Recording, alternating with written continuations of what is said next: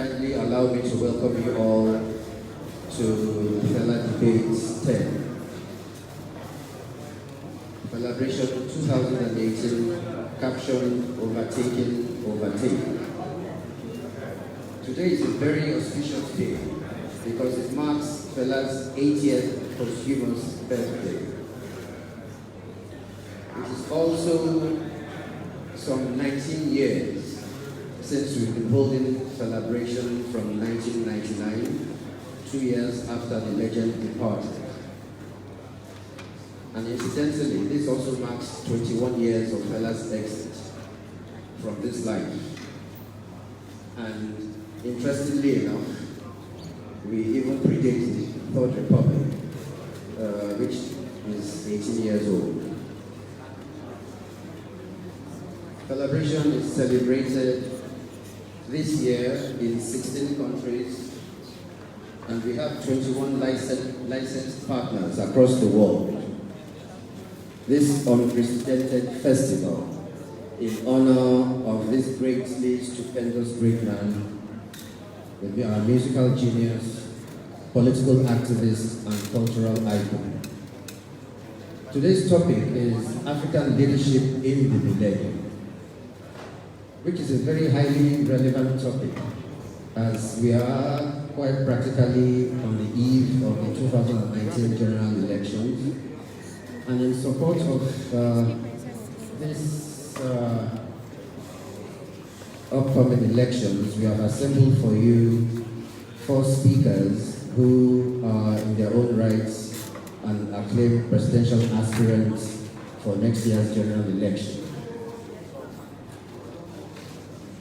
We have carefully selected our speakers to reflect the emerging growing trend of breaking new ground, a new beginning, a trend to reveal a new breed of politicians, dynamic, youthful, charismatic, and representing a new age, changing the narrative of gerontocracy and retreading of the same old leadership we had in the past, who have offered little or nothing new to the polity. So, in the year that we at the African Shrine welcomed another groundbreaking youthful leader of a superpower in the person of Emmanuel Macron, the President of France, we present for you today perhaps our own answer to this new emerging trend of dynamic young leaders with a lineup of speakers today. As you can see, they are here seated on the high table. We had initially wanted to satisfy the issue of gender equality with having 2 female speakers and 2 male speakers, but unfortunately we had a withdrawal in the person of Dr. Mrs. Obi Ezekwesili, but she is ably represented by Mr. Atuejide.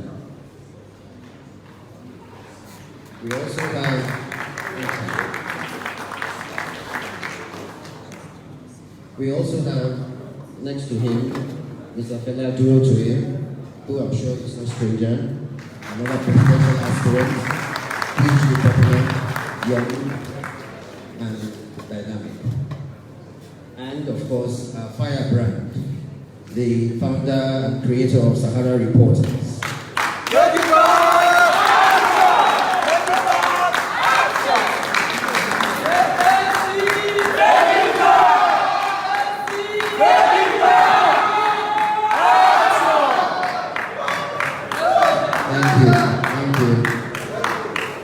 Is a man who appears to have Fela's DNA in his bloodstream, the scourge of corruption and despotic leaders we've had up to date. Next to him, Mrs. Eunice Atuejide, sole female contributor today. Can you please give it up for her? To lead and moderate and chair today, I have in the person of Mr. Babajide Otito.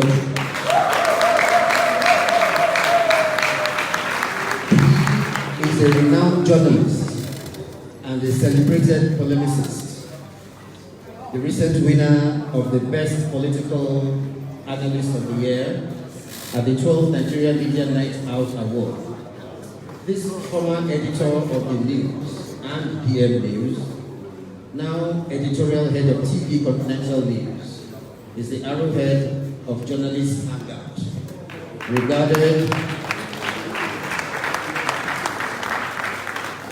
Journalist Hangout is regarded as arguably the best political program on television today.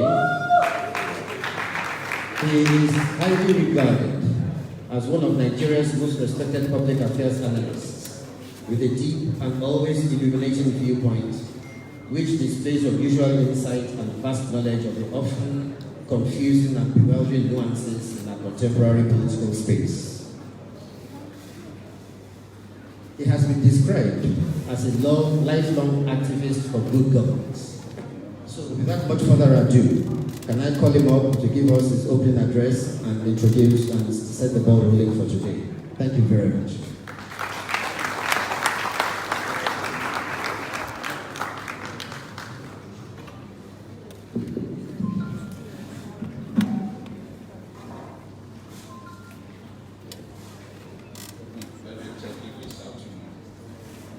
Okay. Good morning, everyone.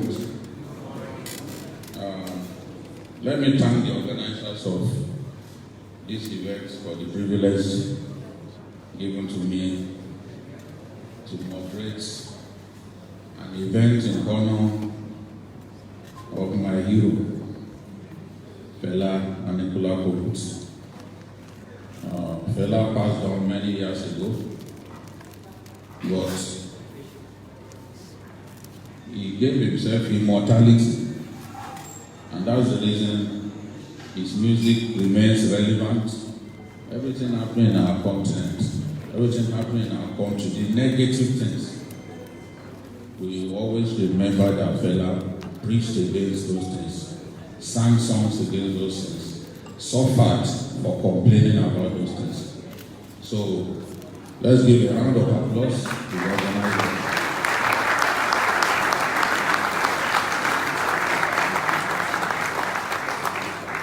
It is my wish that 20 years down the line, these celebrations will continue in honor of one of Nigeria's few genuine heroes. The challenge that we have as a people is to ensure that we do not let the lights burn out. I'm confident that we'll be able to achieve that. Monday to Friday, I wake up thinking of what to say. Things that will make sense to the viewer. But I'm happy today that I'm not going to be one of these speakers. Talking about Africa and its leaders is an extremely sobering experience, because there are really success stories to talk about. Africa represents all the ugly distempers that make living decently impossible. And when we're talking about African leaders, you really have not so much to say, apart from the good things that they used to do. So I'm happy. I won't have to talk about those guys. I'll just sit down and watch Fela, Eunice, Ladman, and my fiery brother Sowore do all the talking. Maybe they will enjoy talking about those leaders. Because you look at the continent and you look at the United Nations Human Development Index, our continent is eminently in inverted commas represented. year on year, we are represented in the most shameful manner. You look at a country like Niger Republic in 2015, out of 188 countries, Niger Republic placed 187 in the UN Human Development Index. It shows to you that apart from the fact that geography has not been particularly very good to Niger Republic, because 80% of its land mass is actually covered by the Sahara. But successive leaders have not done much to change the narrative, to make that country better. Niger Republic is today a failed state. And one reason Nigeria has not been able to defeat Boko Haram is because of Niger Republic. Because Boko Haram has active cells inside Niger Republic. So when Nigerian troops are chasing them, they go into Niger Republic and they hide. Once they get inside Niger Republic, there's nothing you can do to them. And I can explain this by just one illustration. The local governments where Boko Haram still remains active in Nigeria are those local governments that border Niger Republic. Abadan, Mati, and Moba in Borno State. Of course, they will tell you that Boko Haram does not occupy any Nigerian territory. As I always say on the program, it is a lie from the pit of hell. We have a big problem on our hands. How do we defeat those monsters? We can only defeat those monsters if the countries around us, where they continue to find refuge, cooperate fully. So I hope that in the fullness of time, leadership will improve across the continent. Improve, especially in the Niger Republic, so that my own country can benefit from improvements in the quality of leadership in that country. Everyone talks about Rwanda now. Many years back, Rwanda was written off as a country. My admonition to everyone here is that we should not write Africa off. Let's continue to have hope that time will come when Africa will have the right kind of leaders that can make a difference, leaders that can make good things happen. For now, we don't have them, whether in Nigeria or anywhere. We simply don't have those leaders, except we want to make a career out of deceiving ourselves. We don't have those good leaders, but we won't give up. And I'm sure that our panelists today will be doing justice to this unusual topic about an unusual continent. Thank you for coming.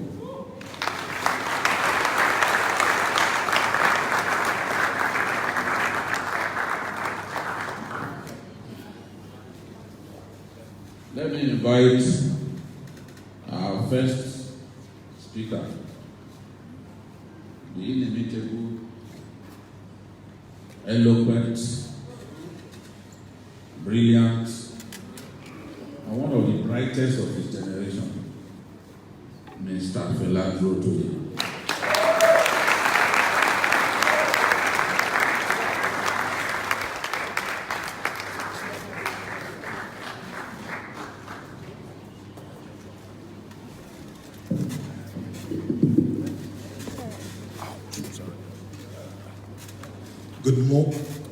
Good afternoon.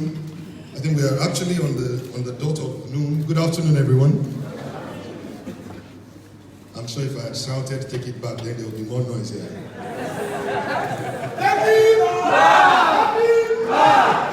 Good afternoon, everyone. Good afternoon.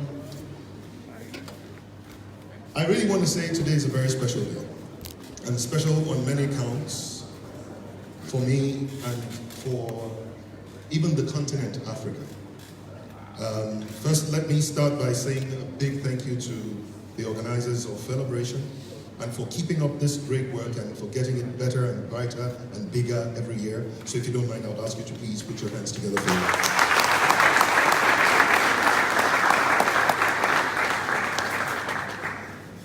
And whilst we celebrate the 80th birthday posthumously of this great icon, this piece of amazingness that we all have come to know and love. Some of us may have learned about him just by reading, but some of us had the good fortune of really knowing him, meeting him personally, and in my own case, at the age of 12, sharing a stage with him at the Odugua Hall of the Obafemi Awolowo University in 1983.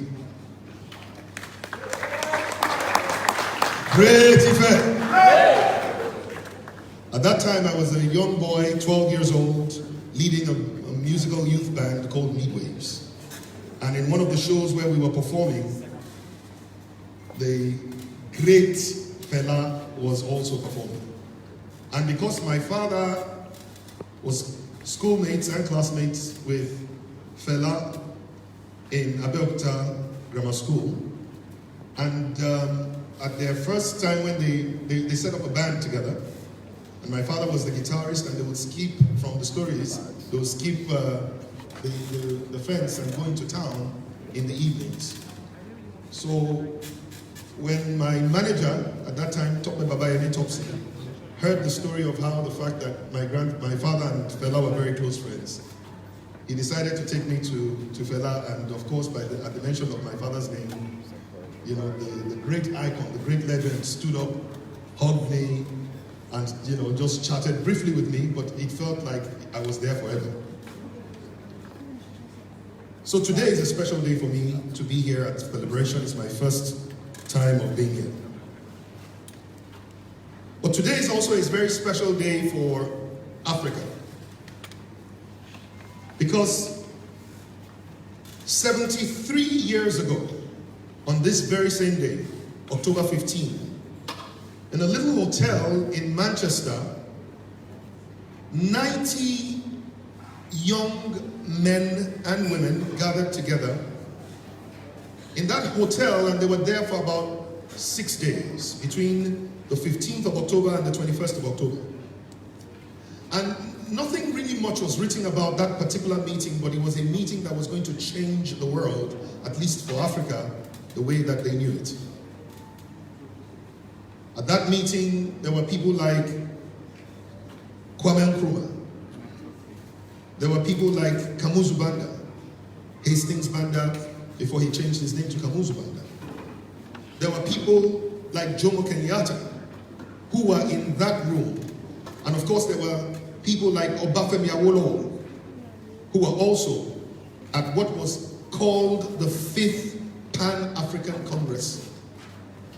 And it was the 5th Pan-African Congress that history bears as the core trigger, where 90 young people decided that it was time for them to take back their future from the hands of colonialists who had made them second-class citizens in their own countries. And even though the meeting was happening in Manchester, United Kingdom, because the colonialists took them for granted, I guess in the words of Sowore, they called them inconsequential. And so, at one point or the other, they didn't even do anything about it until it was literally too late. 15 years later, about 24 of the African countries had already positioned, and many of them had already entered into independence based on one meeting that took place 73 years ago. So, if you look at it, in 1945, when that meeting took place, Obafemi Awolowo, who was born in 1909, was 36 years old. Kwame Nkrumah, who was also born in 1909, was also 36 years old. These were the guys who were taking a decision for their continent. These were the guys who were challenging the status quo. They didn't have money, they didn't have pedigree, they They barely had an education. I mean, Obafemi Awolowo literally had just graduated, I believe, in 1944 from law. So this was fresh graduates. If there was NYSC in the United Kingdom, he would have been an NYSC, he would have been a youth corps at the age of 36. But we must remember they were young and they were visionary and they had no prior experience in governance, but they had a vision. They had an idea that their country was better than it was the way that they had been born into it. That their people deserved better than being second-class citizens in their own nation. And they had come to a common understanding that they were a generation that was born for liberation. They had come to a common understanding that they were a generation that had the divine mandate to liberate their own people and to give freedom to their children. And they worked hard at it. They worked across board. They were united across tribe. They were united across religion. They were united across social barriers. They came together within their countries, and even then, even when one of them or the other would get independence, they would not stop until all of them got independence. Because they understood the power of unity in overcoming every great challenge. And so, for Nigeria, the success story was that on Saturday, the 1st of October, 1960, Sir Abubakar Tafawa Balewa, stood on the podium and read his independence speech as the first Prime Minister of the Federation of Nigeria. Now, you must remember that Abubakar Tafawa Balewa himself was born in 1912. So as at when he was reading the speech as the leader of Nigeria, he was 48 years old. That is how old I will be next year when I'm reading my presidential inauguration speech.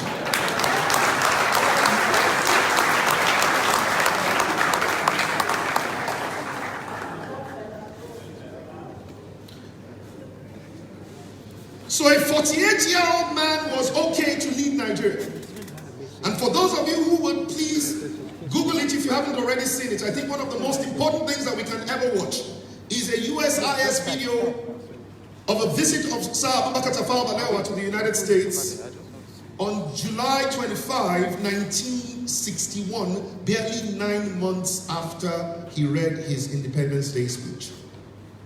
And when you watch that video, there are many emotions that will well up in you, because essentially you would see how America and Americans came out to honor a man and his team who couldn't even afford to fly in on their own country's presidential jets.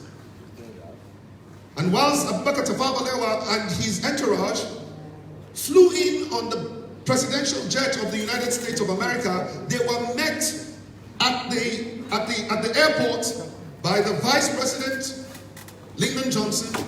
They were met by the Secretary of State and a delegation of great statesmen from the United States.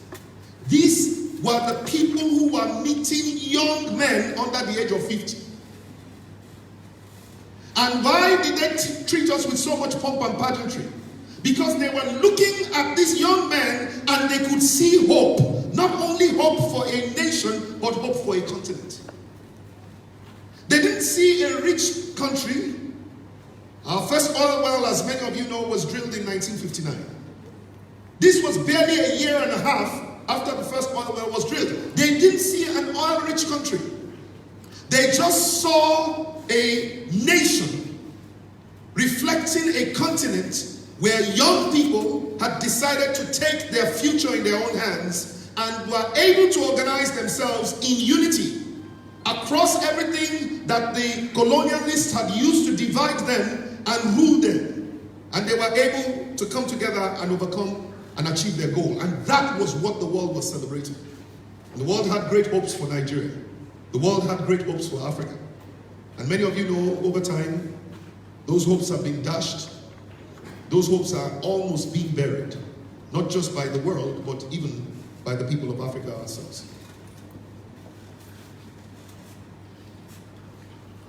So sometime in the course, less than 4 years or so after,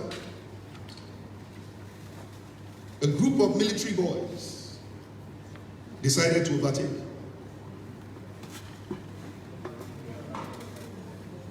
And the interesting thing is that since they overtook, they come block the road so that nobody will come fit to overtake them.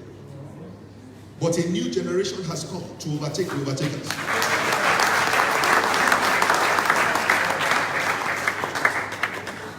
Some of those who are still alive today include General Gowon from that particular generation, who took over the reins of power at the age of 31.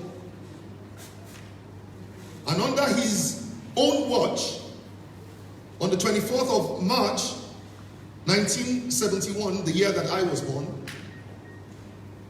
one Nigerian pound exchanged for $3 US. So if you took 100 Nigerian pounds to the Bureau de Change, you would get 300 United States dollars for 100 Nigerian pounds under the leadership of a young man.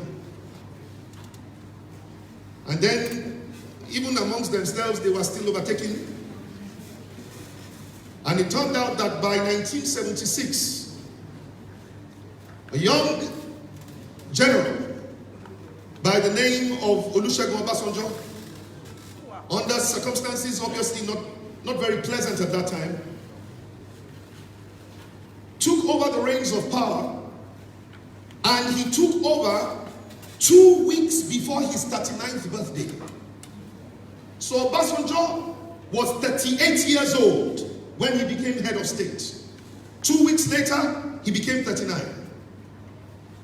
And at the year that Obasanjo took over, 1976, on the same day as I just quoted to you, March 24, 1 Nigerian naira was exchanging for $1.33. Meaning that if you took 1 naira to the Bureau de Change, you would get 133 US dollars.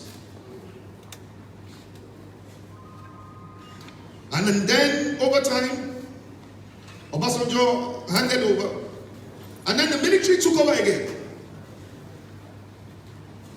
And at one point in time, our current president, then General Muhammadu Buhari, took over on the 31st of December 1983, 2 weeks after his own 41st birthday. So by the time General Buhari took over the reins of power in Nigeria, I today am 47 years old. That is, I'm 6 years older than Buhari when he took over as head of state. As you know the story, over time, the age of the leaders grew older and older and older. And by 2006, when they were playing the musical chairs, they brought Obasanjo back again. Of course, that came in 1999, and Obasanjo was there till 2007. In 2006, on the same day, March 24, this is 30 years after Obasanjo's first experience as head of state. Remember what I said to you.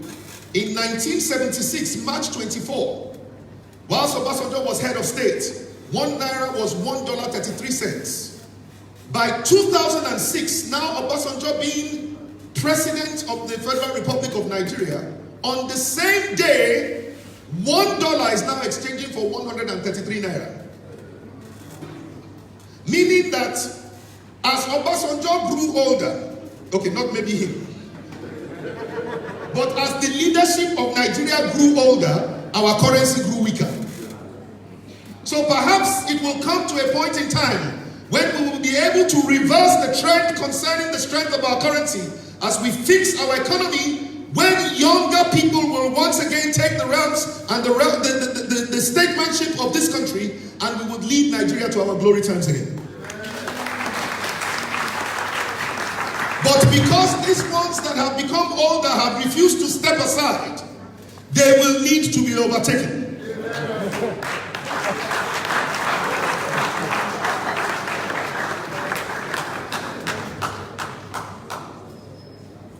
But they will need to be overtaken by a generation, because they didn't come in as one, they came in as a generation. So it will not be one Eunice or one Fela or one Sowore that will be able to get this thing done. It's going to be a collaboration of Eunice and Fela and Sowore to bring to pass the kind of thing that we need to do. So I serve notice to the older generation. This generation have refused to learn, and teacher, please don't come and teach us nonsense. Because we cannot learn democracy from those who do not know democracy. Oh, yes.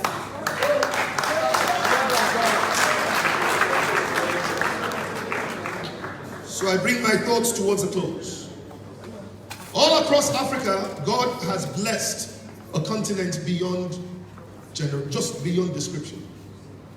There are many studies that have shown that the resources that are required by the world to survive in the 21st century, 60% or so of those resources actually lie in the continent of Africa. Specially blessed nation with mineral resources, natural resources, and human resources.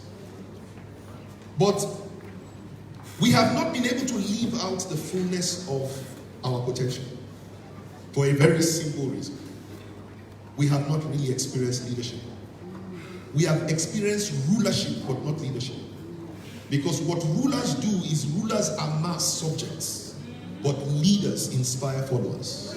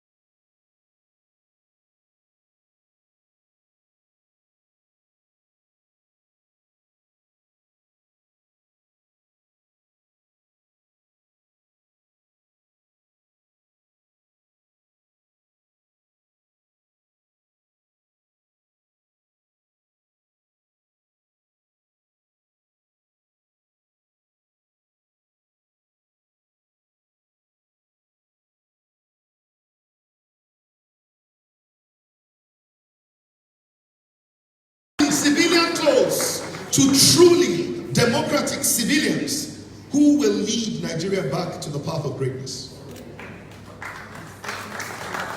I believe that it will take a generational collaboration. It will not just be a collaboration amongst candidates and aspirants, it will be a collaboration amongst the people. It will be a generation of people who refuse to be divided by party, who refuse to be divided, and who refuse to fight themselves. It will be a generation of people who will clap for everyone that represents their generation, regardless of whether they are in their party or not. Some people have been tackling me and saying, why is it that you are always celebrating other people? Well, Sowore has celebrated me. Why should I not celebrate Sowore? Eunice Atuejide has celebrated me. Why should I not celebrate her? We need to help this older generation know that the time of old, bitter competition amongst rivals is over. It is now time for better collaboration.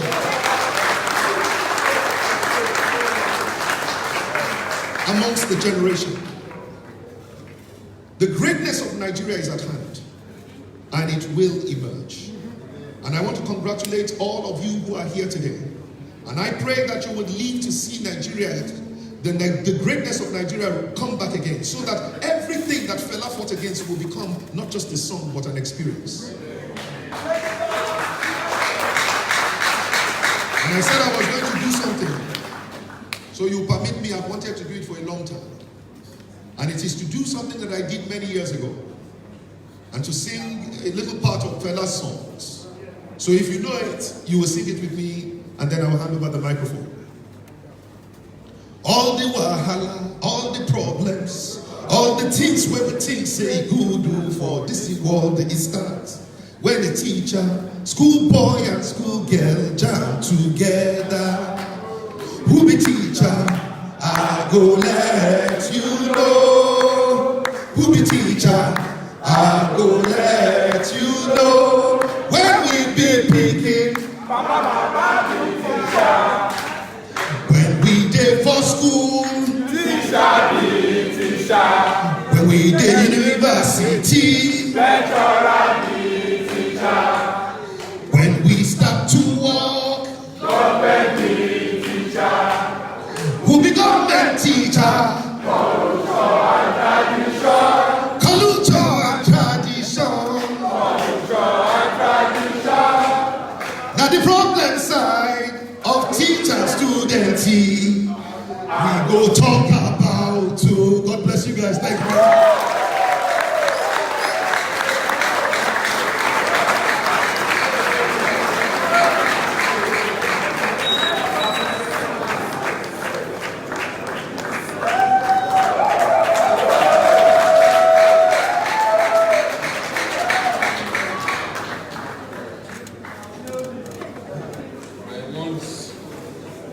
Another round of applause for this one.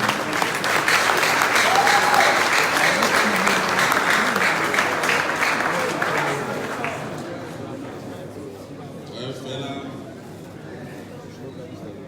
has reminded us of how we can get to the land of promise. We went down the holy lane to let us know that our Nkrumah and all those Pan-Africanists that will remember probably were in their 30s when they seized the conflict and liberated their countries. So those who would want us to believe that and Aminu Waziri Tambuwal at 52 years is too young. They need to have their heads scrambled and reset to party setting. Because it is only in our country that people will reason in this manner. A 52-year-old man too young to lead this country? How old is Macron? Everyone appears to be leaving Nigeria behind. The world is going back to electing young leaders. But for some of us, including shamefully the young people, We think our salvation lies in antiquated humans walking the face of the earth. You know why I call them antiquated? Because their ideas have no place in today's world. The ideas are old and have no place in today's world.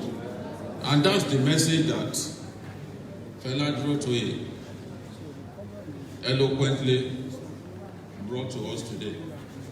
But I want to remind you that we should not just listen and clap. We should invite the message. And I've always said that young people have a weapon that they refused to use. You have the weapon. There are more younger people in Nigeria than old people. There are more young people in Nigeria than old people. If we would take politics seriously, if we would not just busy ourselves, just listening to music, watching telenovelas, if we would take seriously the matter of our state, if we take seriously getting our PVCs and taking an active part in determining those who will rule us, honestly, young leaders will emerge in our country. Maybe you think that it can't happen, but it will happen. Women, for example, if you know that in Kano, a woman won direct primaries to the House of Reps. Women have been repressed over the years in the North, not allowed to offer themselves to be voted for. But the day women unite, because they are easier to mobilize on election day than men, the day women unite that they want to rule the country, honestly, they have the voting strength. All of these people that we routinely elect will go there simply to turn Nigeria to a buffet. I'm telling you that that time will come when they will be replaced by the right people. I know some of us are not religious, so I can't hear amen. It's not loud.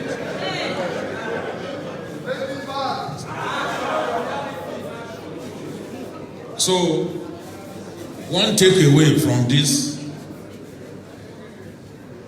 paper presented by Fela Durotoye is the need for generational collaboration. As a people, we need to collaborate. As a generation, we need to collaborate. I'll be more excited if a young man like Fela leads my country. I'll be very proud wherever he speaks. I will say, yes, this is my leader, a leader that I can be proud of. You see now, when Uhuru Kenyatta, when he begins to speak, you see the pride with which Kenyans listen. That's the way it should be. And Nigeria is not in short of the bright people who can truly make us proud, provide the right leadership, lead us competently. I'm confident that we'll get there one day, but we must work hard. So I want to bring on the representative of Omoyele, Mr. Atuejide.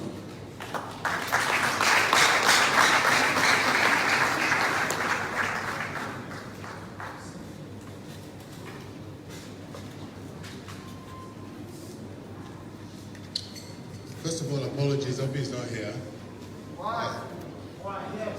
Why? Because why has a long tail and two short legs? I had to come at extremely short notice. I got a note from her. Can we have one house, please?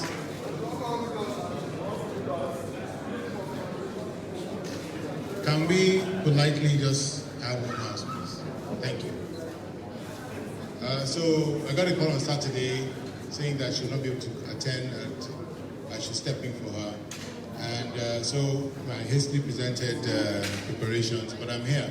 But I think also destiny has a hand ensuring that I'm here. This is one of those happenstance where you could not have planned it. Here I am celebrating Fela, and anybody who understands and knows my own history with Fela. Okay, so thank you. Is this better now? All right, in that case, everybody say yeah, yeah. Everybody say yeah. And as a nod to my brother there, very grudgingly, I come a very long way with Fela, and I don't want to start talking about my own history with Fela. Everybody has their own notional narrative about it. But suffice to say that Fela rented my father's nightclub, Afro Sport, and this is 30, 40 years ago. So I grew up listening to Fela and, really being indoctrinated by Fela. So like I was saying, my own presentation here is basically my own summation of the theme for today, which is African leadership in the Millennium. And I know it's not a poor substitute because you're all waiting for Obi. And of course, how do you top Fela's rousing presentation? But I think there's something valid that I might want to contribute to this conversation here. I'm particularly pleased that he picked up on the sub-theme of overtake, trying to overtake. And the question now becomes, within the context of Africa, leadership, Millennium, how can we overtake this generation? That's one question I'm going to leave hanging out there. The other thing that is also clear is that even as we speak about Africa, there's a slight nod and deference to Nigeria, basically, because as the organizer has mentioned, this is an election year. Oftentimes, in the public discourse space, we wonder if Africa is indeed a country or a continent. Oftentimes, when we're reading the critique of the West, we all homogenize into one unit called Africa as if there are no points of differentiation. And so sometimes we fight that Africa is not a country, as the West would like us to believe, that Africa is indeed a continent with varied interests, varied history, but a collective sense of destiny. So by turns, Africa can both be a country and a continent. And it's within these two framings that I'm going to direct my presentation. Obviously talking about Africa as a continent, but also more importantly talking about Africa represented by Nigeria as a country. So the question of leadership is basically at the heart of this now, as we enter the 21st century. There are some statistics I gleaned, this morning, as a matter of fact, that I thought would provide some kind of a statistical background as to what it is we are challenged with. Because you can't solve problems if you cannot measure them. In March this year, in Rwanda, there was the emergence of what is called the Africa Single Market. That finally, after Kwame Nkrumah in 1957 said Africa must unite, after Fela sang about African unity, there is actually the basis for a formalized single market for the continent. And that is a very big plus. It's taken us from 1960 to 2018, 58 years, to get to a point where we realize that our strengths actually lie together. We're stronger together as Africans. The other thing that comes out of that is the statistics that shows that there's a growing African middle class. By some estimates, by 2030, there'll be 500 million Africans with about $2 trillion worth of spending power. And 2030 is just what? Another 10 years barely? So there's something to be said about, in spite of the negative outliers of governance, and the dinosaurs my friend was referring to, places like Cameroon, Equatorial Guinea, Uganda, and I'm going to go back to Uganda for one particular point I want to make. Africa is actually moving quantitatively in terms of the economics of it, but it's an uneven development.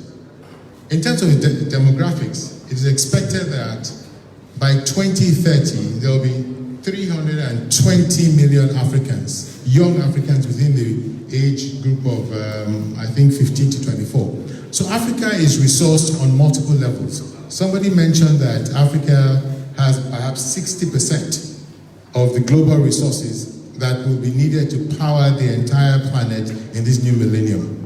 Africa also has perhaps also in the same parity, 60% of the youthful population, the human capital that is essential, that is really at the core of our own value proposition on this global world space. So Africa is a very young continent in spite of the predations of these dinosaurs. And it's important for us to realize that we do have a future both in material resources, but more importantly, in the human resources. The question now becomes, how do we harness both? Those are the challenges of leadership in the new millennium. And it might not be very clear as we ponder our own state of affairs, with Africa, quote unquote, being a country / Nigeria, where we're going in that. It's instrumental that at this point, in a country where the median age, I think, is 17, the two top political parties are fielding candidates in their 70s. What we have to understand is step back and look at it again. What we're witnessing is the end of a cycle. What we're witnessing is the end of a cycle.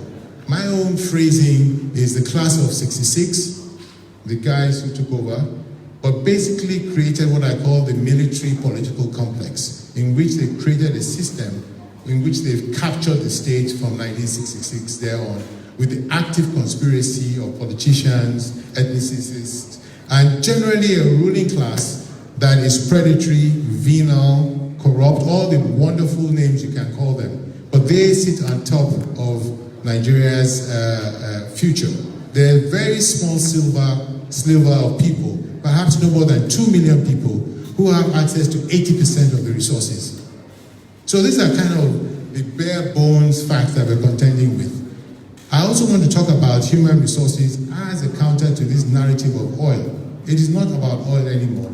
The value of oil per percentage of our GDP has diminished over the last, I think last quarter is about 8.2%. So oil itself is not really where our wealth is. It's in the formal sector, in the growing informal sector, in farming, agriculture, in small services, the mom and pop shop, the woman who sells akara. Those are the people that constitute the backbone of the engine of growth in Nigeria. The other major chunk is the Nigerian diaspora. All the repartees, all the Nigerians overseas who send in at least, I think by last account, $25 billion a year, coming from Nigerians living in the diaspora. So we have to step back and look at it and challenge the dominant narrative that oil is everything. No, oil is what services the graft machine, which is the Nigerian state. And that oil is what services the 2 million people that are fighting for political power, who form the ruling elite. What our political presidential candidates are fighting for now is how do we wrest control of the state, because it has been captured thoroughly, both at the sub-national levels in the state governments and at the very national level at the federal government. And those are the large existential challenges that we have to consider as we consider the issue of leadership. The thing about the future of Africa's leadership is that it is anchored on 2 or 3 things. One I would like to share with you is, again, going back to the demographics. Nigeria's demographics is just atrocious. I think there was a report that now says it's widely circulated that I think about 87 million people living in destitution. How can a country be so rich and yet so poor? Nigeria is a rich country full of poor people. That paradox is what we have to challenge. And those are the challenges before my presidential aspirants here now. Those are the real issues. The real issues is not whether Atiku can visit the US or whether Buhari has 150 cows or not. And this is where this very wily group of people have misdirected us. It's almost like one of those Professor Fela tricks. The more you look, the less you see. Oh, changer, Baba change. They've shifted attention from what is the core challenge of this country. How do we take care of these young people? How can we have a country where 10.4 million children are out of school? It's unconscionable. I mean, I can't say this thing without my eyes welling up. I cannot honestly, because it's an emotion. It's an emotional issue for me. Because you see your country as if you're watching a movie of a train in a train wreck in slow motion. That's what it is like. We're seeing it going over the cliff, and we're all shouting, "No, don't do that." But somehow, nothing happens. Why? Because the people who are being wrecked, young people, seem curiously indifferent. I had a sidebar conversation with Fela, and he pointed out something that was very useful for me. I said, when are young Nigerians going to come to terms with the fact that on the basis of their own enlightened self-interest, they have to capture back the state through political participation, through the nomination and the support of candidates like this? He says, well, for you to have enlightened self-interest, you first have to be enlightened. So the question now is, where do we start? It's a chicken and egg situation. We're rapidly going over the cliff with a whole horde of young people who are quote-unquote not enlightened. And it was deliberate. I mean, I have a historical sense of Nigeria. I've been writing about Nigeria for 40 years. So I understand it from a purely experiential historical perspective. Writing around the military as a young person, getting into trouble, getting arrested, almost being killed. We have the credentialing there, but we never anticipated it was get to a point where we have literally 87 million people poor. 120 million Nigerians are under the age of 35. So you have this vast army of young people, and where and how do we switch? What will turn that switch? I think that the key challenge for us here is really not to worry about the technical things. That's what they're throwing about us. I mean, so I'm going to build you 10,000 kilometers of roads. I'm going to do this. That's not Nigeria's problem. Nigeria's problem is not technical. Nigeria's problem is adaptive. Nigeria's problem is not technical, it's not technology per se, it is psychology. So the question now is, how can we reset the mindset of Nigerians, especially young Nigerians, to the point where they can overtake this present narrative and create their own narrative? In many talks I usually don't talk to young people. I always try to introduce time as a concept to them. That, okay, we're looking at it within a space-time continuum. The past we know already. The present is fleeting. The moment you say present, it becomes the past. But the future is what the philosophers call a tabula rasa. It's a blank slate. So the future of Nigeria is yet to be written. It is not a fait accompli that either Buhari, Atiku, or whoever those people from the class of 66 represent are going to be the president of Nigeria next year. Because it's the future, and the future is yet to be written. The question is, how can we harness the power of young people to make enlightened choices to change this prevalent narrative? That's one challenge. The second challenge is, how do we expunge the culture of militarization in our mindset? We who grew up under the military and rooted under the military understand that.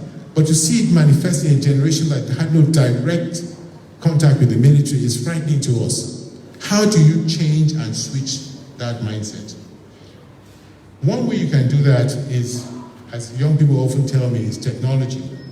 I think technology might be one of the ways in which you can overtake. And, you know, by all estimates, I did some work last year, and the statistics were that by NCC, that 90 million plus Nigerians use the internet one way or the other. Mobile transfers, you know, young people are using it.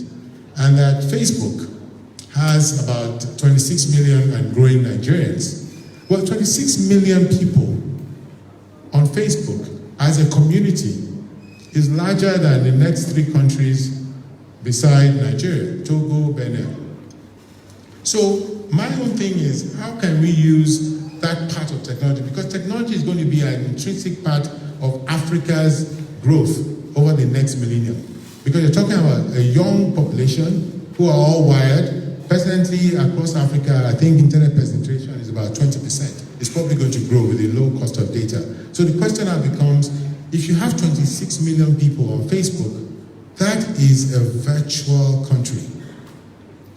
So I want us to just expand the prospects, you know, and move beyond, as Fela would say, this goddamn contraption and get into the underground spiritual game. But the underground spiritual game here now is technology. How can we look at Africa differently? How can we harness the resources of young Africans? And I'm saying that within the context of Africa being a continent and Africa being a country as in Nigeria. How can we create the virtual republic of Nigeria, where all the ideas that we have can be debated, all the prospects, our dreams, our aspirations can be contested, and how can we use these tools to shape an alternative narrative for where we're going? Those are the challenges, I think. And I'm going to wind up.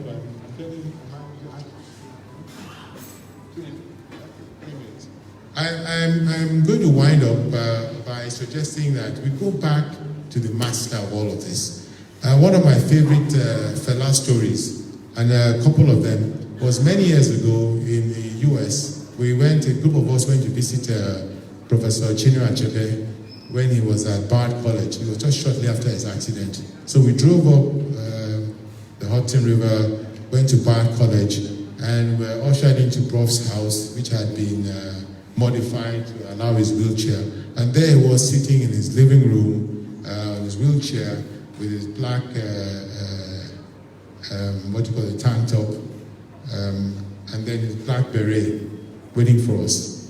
In the background was Fela's music, just blasting away constantly.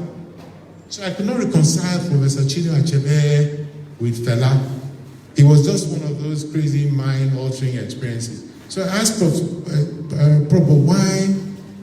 why are you listening to Fela?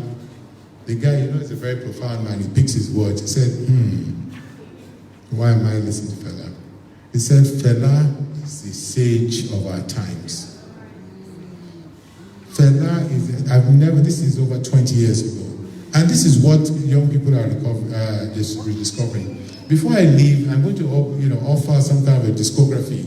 If you really want to understand Nigeria's problem and Africa's problem, I suggest you do a couple of things. Forget Afrobeats. Go back to the authentic Afrobeat as represented by this gentleman.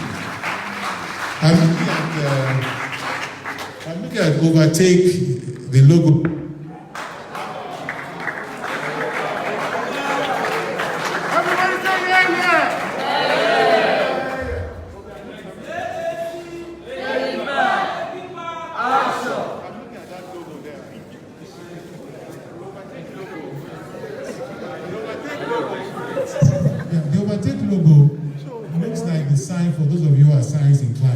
Infinity.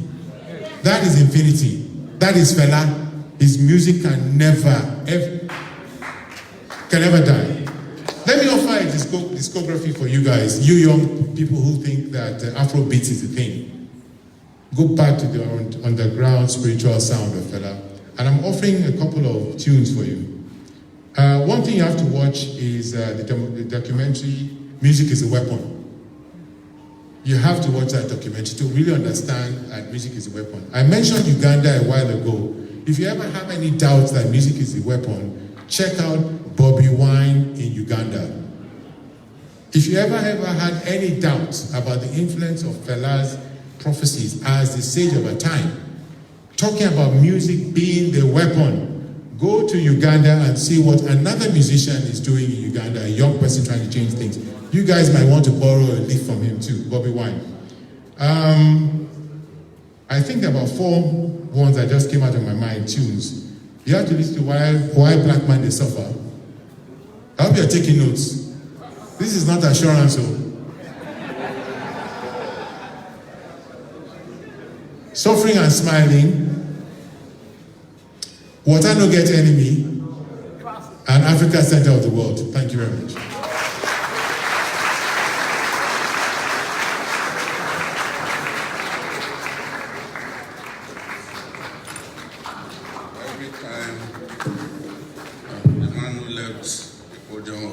Way taller than me, so every time Tunji talked about Uganda, my mind went straight to the president of Uganda. 1992, having just finished youth service, I was on internship at Democrat newspapers in Kaduna. By the way, Democrat is history. And African leaders came to Abuja for a meeting. The president of Uganda was then interviewed. They wanted him to talk about the sit-tightism, the sit-tight syndrome, for which African leaders are ill-reputed. And Museveni said, any leader who spends more than 10 years in office must have overstayed his welcome. He's been in office for 32 years now. He's been in office for 32 years. So this is one of the problems we have with African leaders. They don't know when to quit. But as all the speakers have said here, the young people need to come together. Never believe that it is impossible. I was with the president's wife recently, and she was telling me the progress being made, trying to get women to get more involved in the electoral process. And during these last primary elections in Adamawa State, out of 3 senatorial seats, women won 2 out of the 3. So it is possible. Those things that you think, oh, over the years, nobody could do it. It is possible to do those things now. But we have to be resolute. We have to be determined. If young people want to seize power, we must take the matter of seizing power seriously. I agree that the 1966 generation is a passing phase, and we have to do our best to lead them out through the door so that a new generation of committed leadership can take over the African political landscape. This is my wish. I'm sure it's the wish of the majority of us here. So, I want to bring on now a very resourceful woman, a lawyer who has practiced in Europe and our country, a true pride of the Nigerian woman. So, put your hands together as I invite Eunice.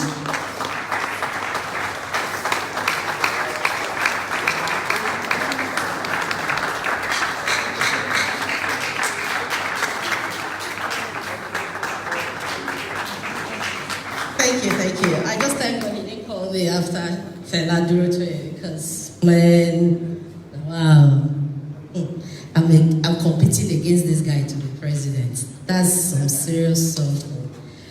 Anyway, I have a very different take on leadership issues and presidency in Nigeria and leadership problems in the Millenium in Africa.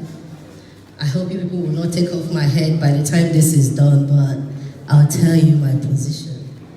So, I'm looking at this from the young people's perspective because I'm clearly one of the youngest people, particularly women, to run for the presidency in Nigeria. So I have a slightly different view. When I look around at how African leaders hang on to power, I actually thank God that we don't have that problem in Nigeria. Why? We have never had a president or head of state or anything in Nigeria that lasted beyond those 10 years you spoke of. And that's because the people take leadership issues very seriously in Nigeria. So we have to learn to appreciate what we have and then build on those things to get what we don't have.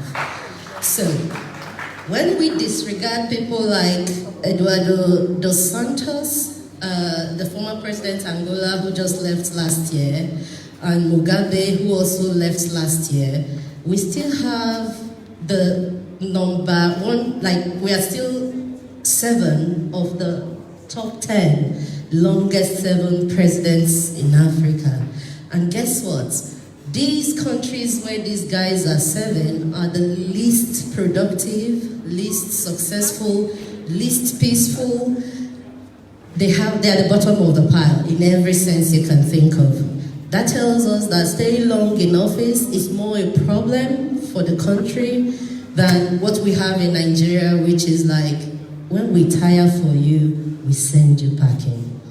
So, Cameroon, for example, has Fulbiya, who is doing like 43 years or so. He's done 6 years as prime minister before he became president. They are suffering. Equatorial Guinea has Theodoro Mbasogo. It's very hard for me to pronounce their names. Most of these people are in their 70s and 80s, and he's been sitting there for 38 years. Equatorial Guinea has oil, but they are suffering. Republic of Congo, Denis Nguesso, he's been sitting there now for 38 years too. They are suffering.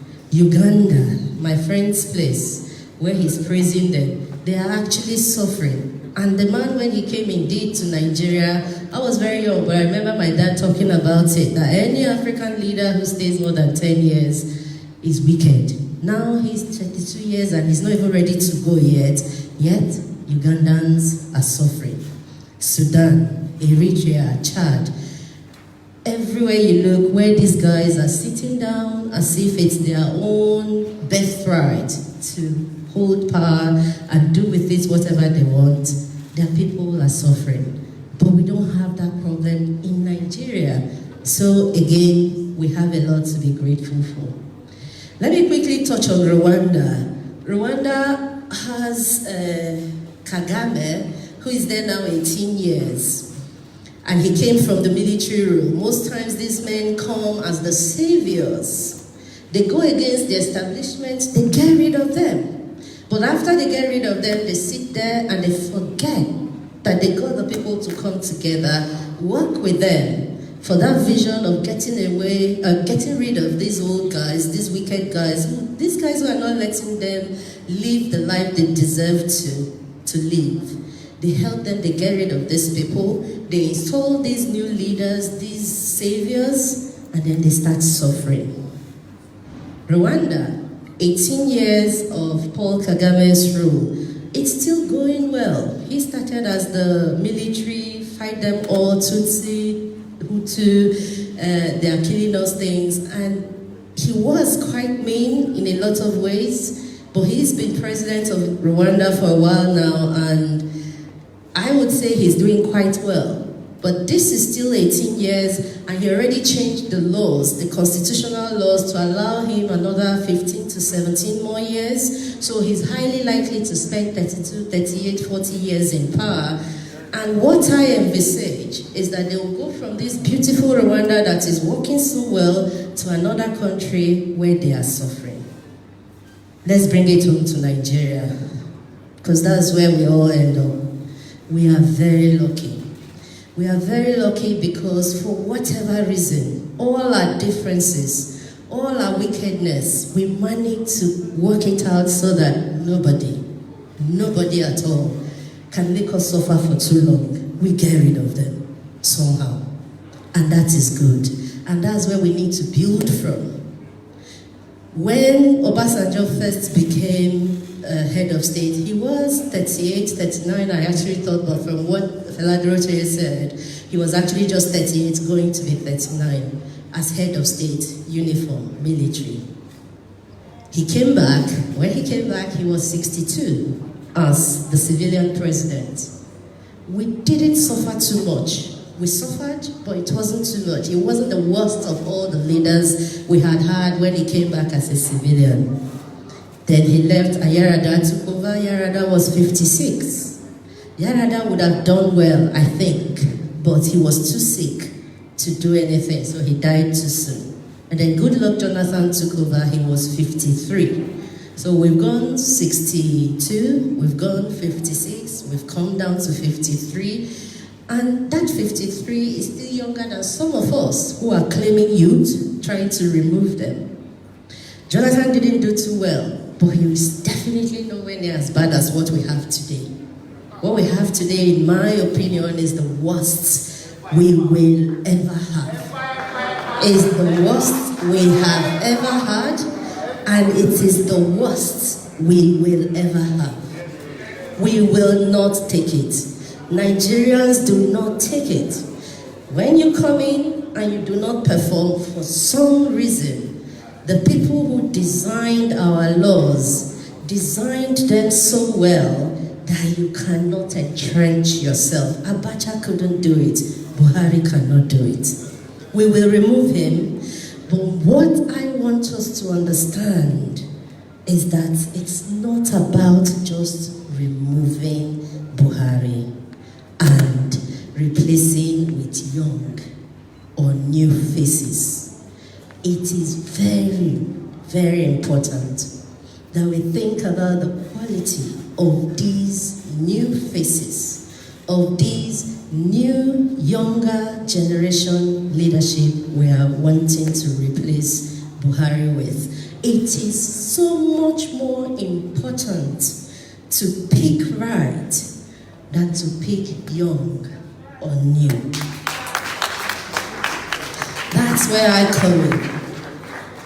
I'm running for office, but I'm not saying pick Eunice because she's a young woman or new. I'm saying go beyond what you're hearing me say. Don't just listen to all the things that I copy from all the other people and paste together and come and gist to you. Don't just look at all the activism and all the boldness that you see, because all these men and women who came in at the ages of 35 to 45, none of them came in at 80, apart from the Nigerian ones. All these people whose citizens are dying and suffering came in at the ages of 35 to 40, and they sat there. And if we make the mistake of picking people who do not care actually about the processes, about democracy, about the personalities, about the promises that they make to us while they stand on the podium, if we pick people who just say things because they have heard others say them, we will put people back there who will be worse than our current president. It's not about age at all. I am the founder and the national chairman of the National Interest Party, and most of us are under 40 at NIP. However, we know that amongst those of us, even in that age, we have some evil people. And it's the same in every institution. Amongst all of us running for office of president under the age of 50 or 60 or 40 or 30 even, we have some evil people. You need to see beyond what we are telling you. You need to look at the processes we use in emerging leaders, in our private businesses, how we relate with you in the public, how we treat our staff, how we take seriously the promises we make to you every day. What kind of lies have you caught us in? What kind of lives do we lead away from the cameras? If you can get behind the cameras, do so. Do so because that is the only way you see the true pictures. And you have to see the true pictures to pick the true leaders, the true lovers of Nigeria, the ones that will fight for you no matter what. It has nothing to do with age. It has everything to do with character, integrity, sincerity, honesty.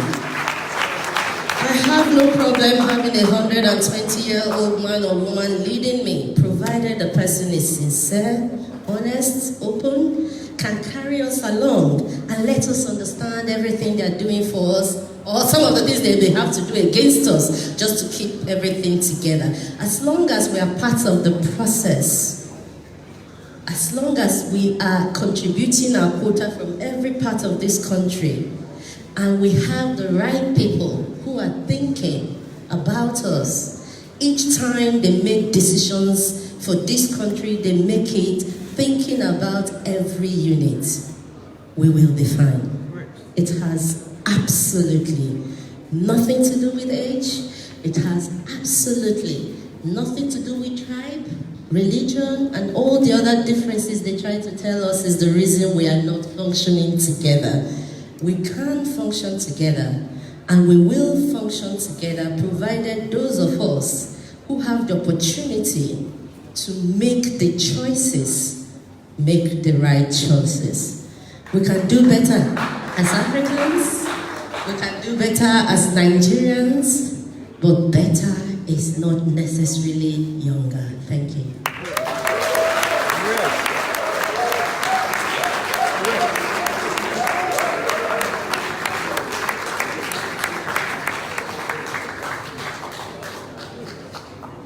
I think Eunice's message is clear.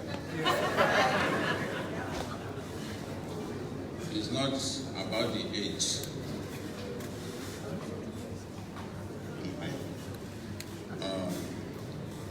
If you are the owner of this car, KTU 459BS, all your tires have been deflated, but you need to still move your car.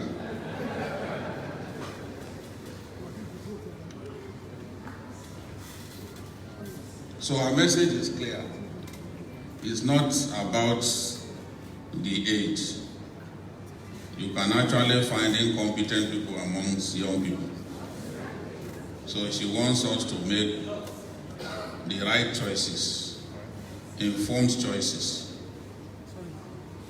And our age may not necessarily, young people may not necessarily give us the kind of leadership that we want. I wish you can give us, at least on the continent, many examples of old people who we can actually describe as wonderful leaders. The preponderance of bad leaders in Africa are actually very old. That's why it's no surprise that everyone thinks that that generational shift has to happen. I agree that we have to look at character and integrity. But it is my considered opinion that even if we are looking for people of tremendous character, people who have integrity, we can find them amongst young people. So,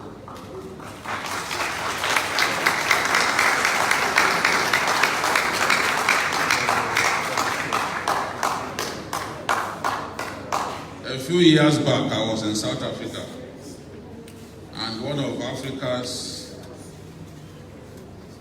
greatest sit-tight leaders of all time, the former president of Zimbabwe, was in South Africa, and a journalist from Uganda walked up to him and asked the question, "Mr. President, when are you going to bid the Ugandan people goodbye?" And his answer was, "Where are they going?"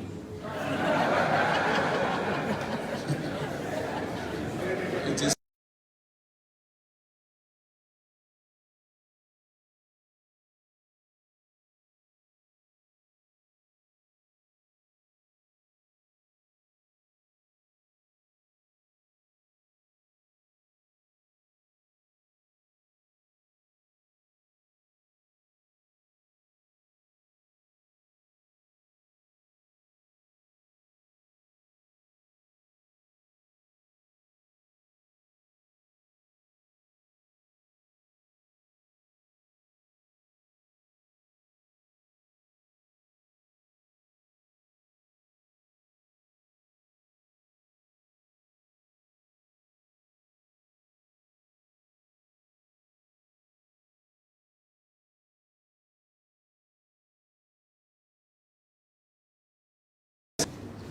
to elect young leaders.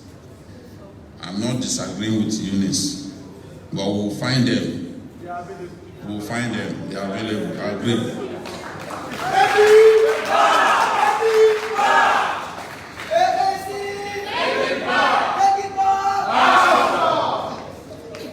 I want to bring up to the podium my colleague, my friend, a long-term friend. Although these days we hardly relate like before. The radical former student union leader.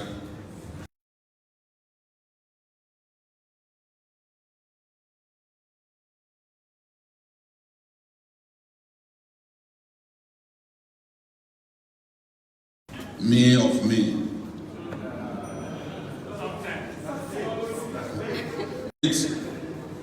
In the palace of the Oni, I would not have done it.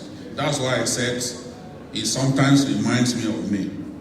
But our passion for Nigeria is literally the same.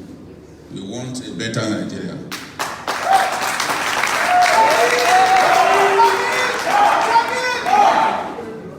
We work together in the news magazine before he set up.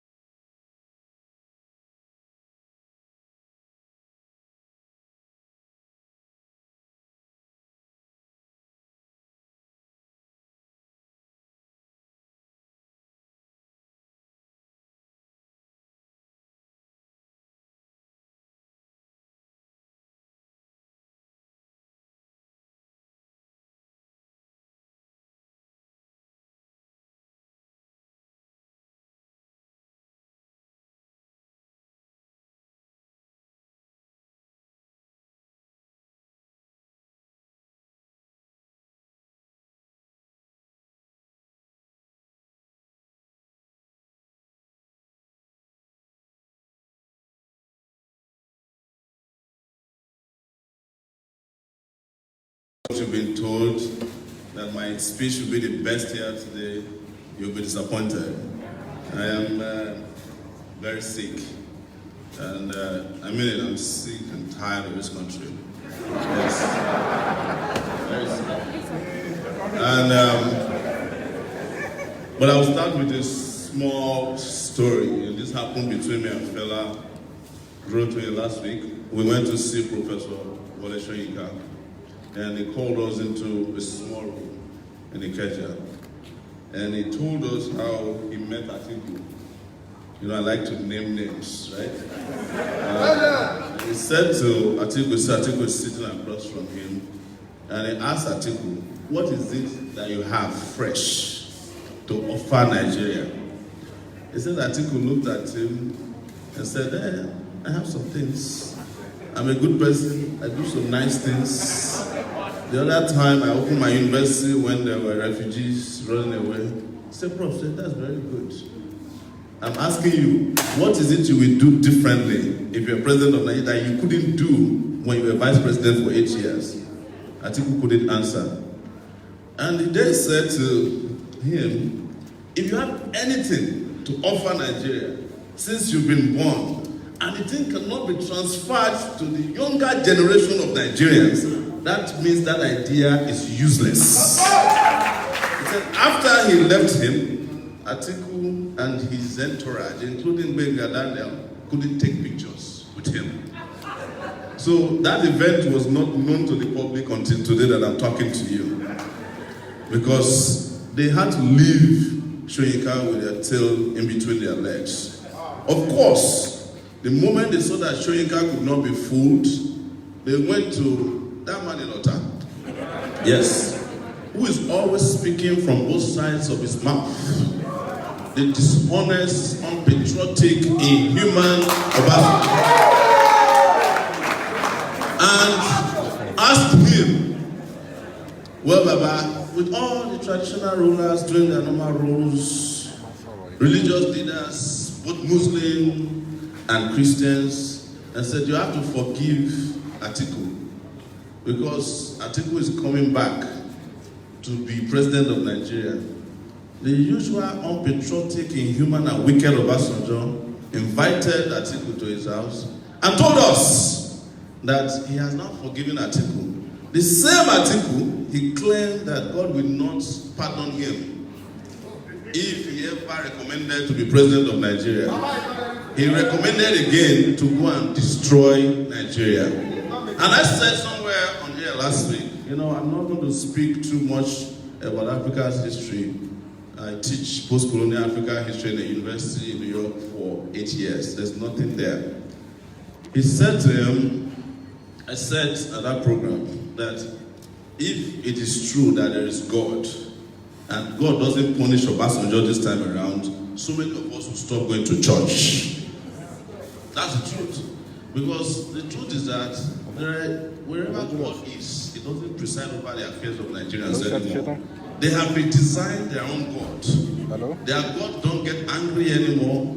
The God that supervises over Nigeria is always very humble and nice to oppressors. That is not the God we know. And for God to reinvent and reintroduce himself to Nigeria, He has to destroy these characters. I'm telling you. And if He does that, I'll be going back to church. Because I haven't been to church in a long time. I am not a religious person, but I'm a very spiritual person. Yes. So, what is my experience with Fela? I met Fela in 1992 at the University of Ghana. We invited him to come and play at our show. And he told us, if I get to your school and I cannot do sound check by 7 p.m., I'm not performing. We thought it was a joke. When he got to our school with 27 women dancers, and the place was still under construction, which was a problem of our social secretary, he looked around, went back in his car, and left, and never came back to perform that night. When we saw him later, he said, of course, he has the only contract in the world, which says that after you pay him, he's not under any obligation to perform. That's what happened to him. But he taught me in 1992 something I never knew. I knew, but I had to be taught the hard way, that you have to be in charge of your destiny at all times. And Fela was a man who was in charge of his own destiny. But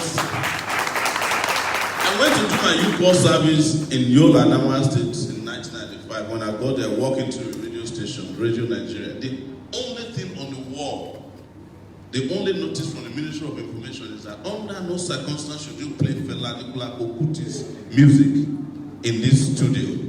And that was how it was across Nigeria. Why did I say that? Sometimes we don't celebrate our own. We don't celebrate the contributions that we have made at different times in this country. And that is why I think they don't teach history anymore. Because if we had history in our curriculum, somebody would have taught our children that Obasanjo is a bad person. Somebody would have taught our children that Babangida is a thief. Somebody would have taught our children and our brothers that Atiku was the custom officer who made it by stealing and robbery. Somebody would have taught our children that Buhari is a useless man. Yes. We didn't need Donald Trump to tell us that Buhari is lifeless. But here we are in 2008. There is a debate as to who to choose between the worst and the baddest. Yes. And we are all here still romanticizing about what Nigeria should be in the future. Let me tell you, Nigeria has got no future with these guys. That's the truth. We have no future because people who destroy your past cannot guarantee you any future. But it's important also not to forget that, when people talk about the history of Nigeria, in the way they understand it, they forget to mention that at every point in time, Nigeria always had a problem of leadership. And at every point in time, somebody or a group of people always intervened to take Nigeria out of the doldrums. And number one person who did on his own was Felabration. And that is why his name that he adopted for himself, Anikulapo-Kuti, is true to today. The man passed on, but he refused to die in Nigeria. So, as I'm standing in front of you today, and I'm telling you a little bit of my history with Fela, some few years ago, in New York, a friend of mine, Google Iwe, called me and said they are looking for someone to act as Fela. That is, there was going to be a show called Fela on Broadway. And I couldn't think of anybody else than myself. So I presented myself. I presented myself to audition to act that role. And it's the reason I would never sing here today. My voice was so bad.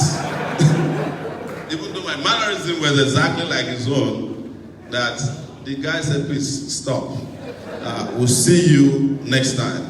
I didn't do it because I thought I could be Fela on Broadway, but there was something he was that I wanted to be. I wanted to be the first black president on the continent of Africa. Because Fela would have been the best black president we have had, but because our country is always rejecting its best and going for its worst, we didn't appreciate Fela when he was alive. Some of you sitting here, probably your parents scolded you before for listening to his music. Some of you were ostracized for going to the shrine. Some of you were rejected at home because they said you are too philosophical. That is the kind of country we are. But coming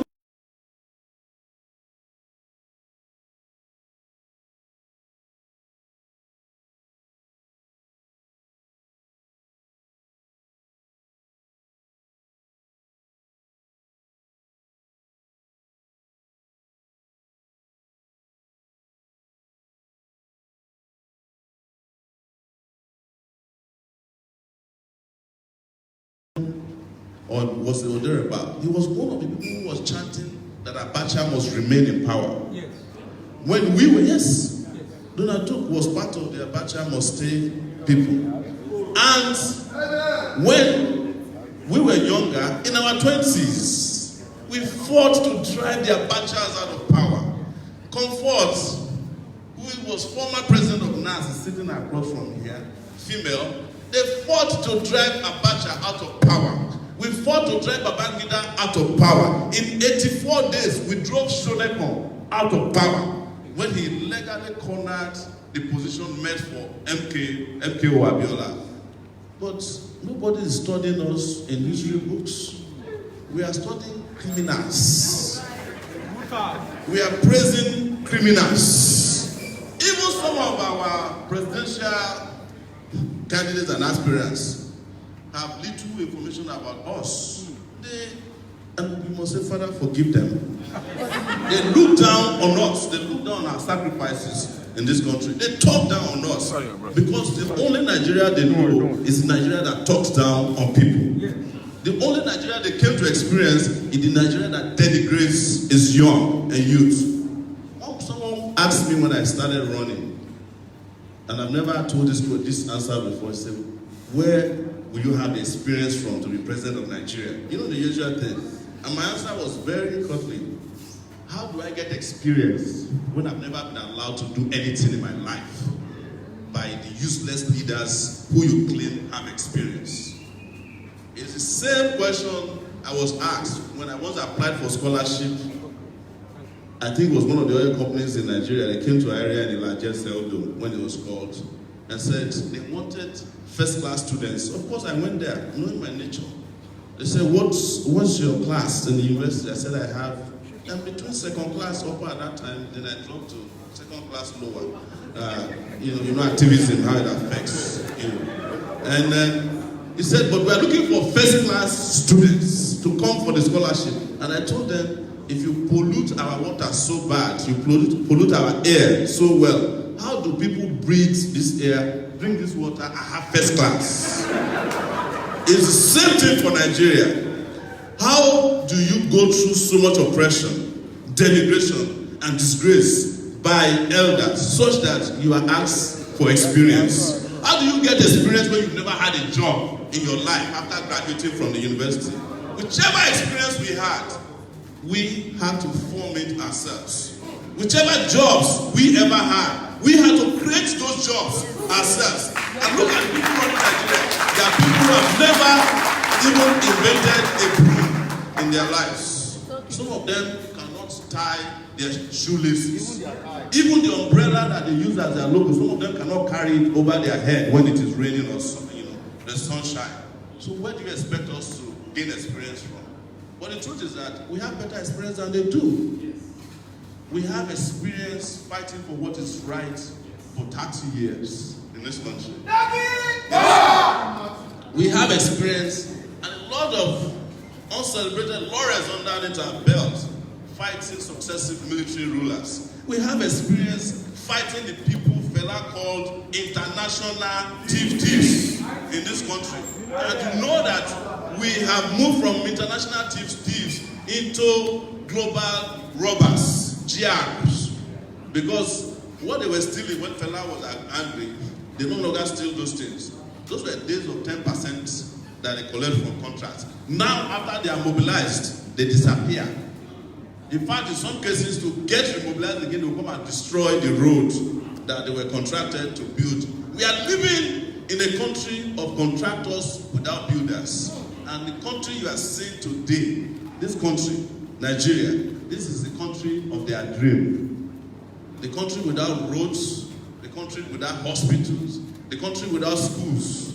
Is the country of the dreams of the Babangidas of this world. Is the country of the dream of the Obasanjos of this world, or the Abubakars of this world, or the Buharis of this world. And I would say, those who are using overtake, don't overtake. No. We should change and upgrade that to overrun, don't overrun. They have overrun our lives. And the solution, people, is the revolution.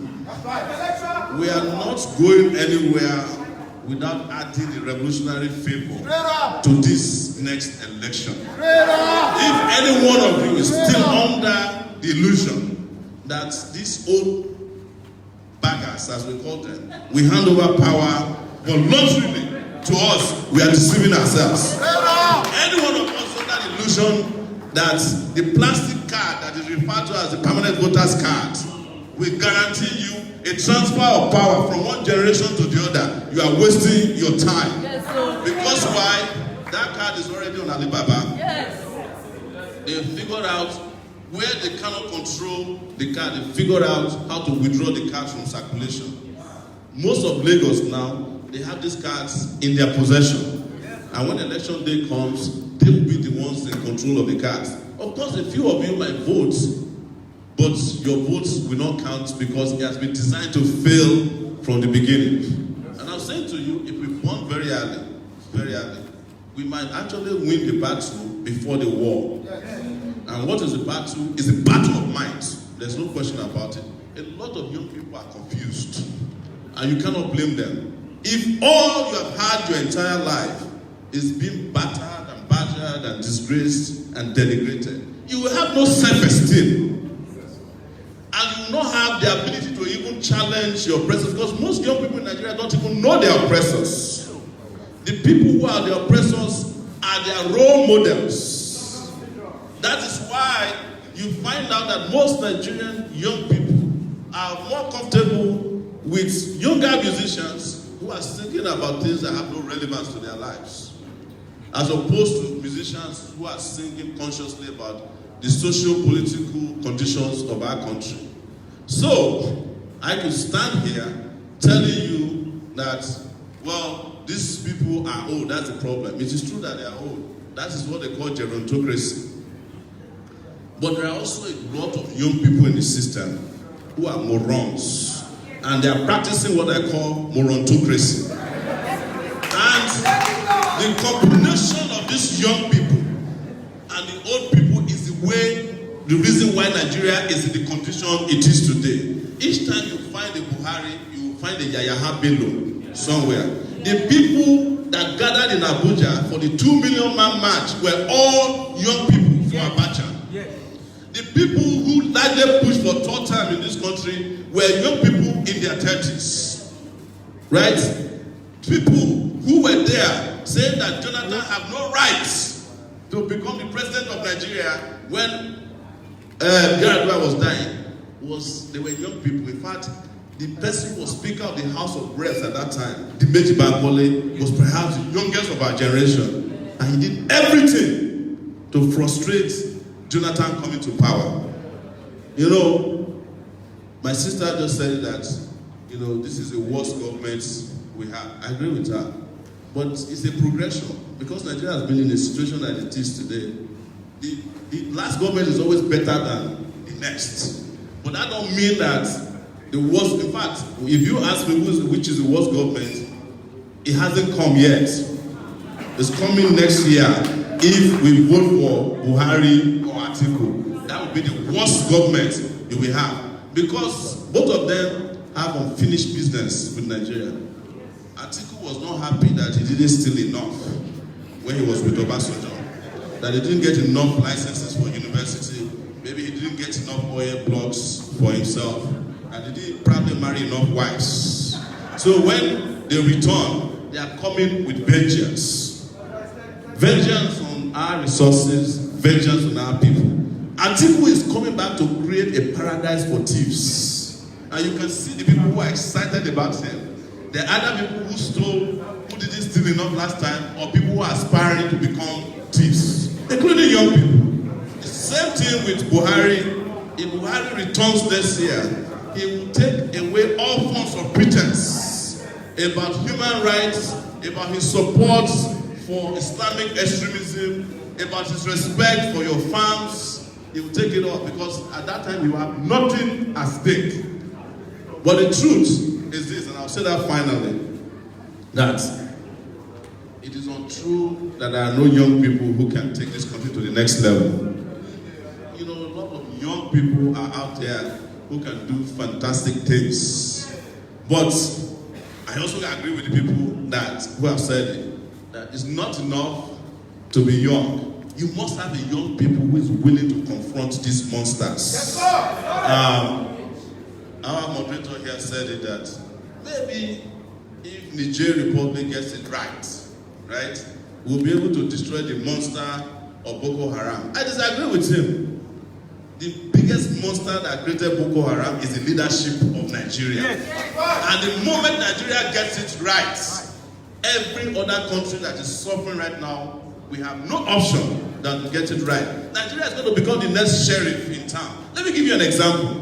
Cameroonian activists walked into this country to fight Paul Biya. Yes. They were arrested in Abuja, detained, and sent back to Cameroon to be killed by Paul Biya, by Buhari's government. If Nigeria were to be a country of conscientious people, those guys will be helping them to put an end to the misery in Cameroon.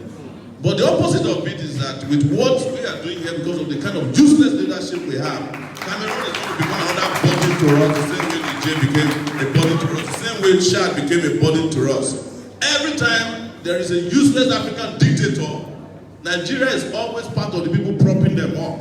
Nigeria is part of the leadership that is propping up the Boy Scouts in Togo, who has been killing his people. They bring him to Abuja to come and have useless negotiations because Nigeria never wants other countries to progress because Nigeria is not progressing. So this is where we have a problem. But I don't think it's a problem anymore because now you have clear alternatives. Clear alternatives. You have a chance to either go the route of where we are, where we are coming from, or you have a chance to try something brand new. I would say lastly, it is not everything that is looking brand new that is original, right? So many of the things we are seeing now that is glittering is also not gold. But you know, as Fela said in one of his songs, that this uprising will bring out the peace. Thank you very much.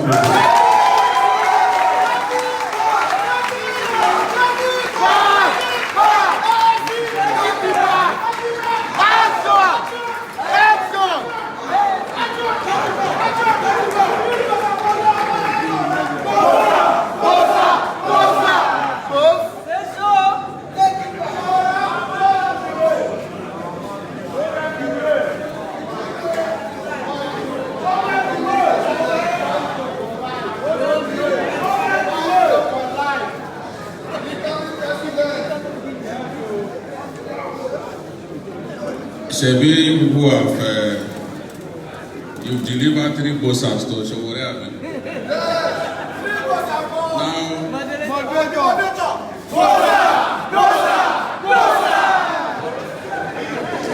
Because it's always said that the man with the mic is the one who has got all the powers.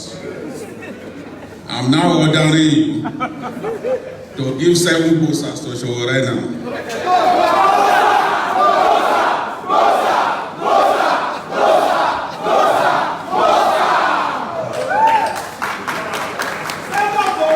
You will now give 3 bosses to yourselves. I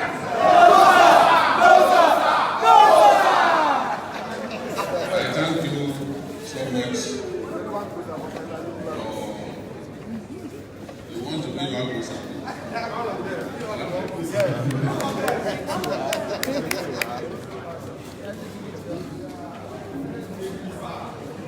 Before we go, you will get a chance to give our people bosses.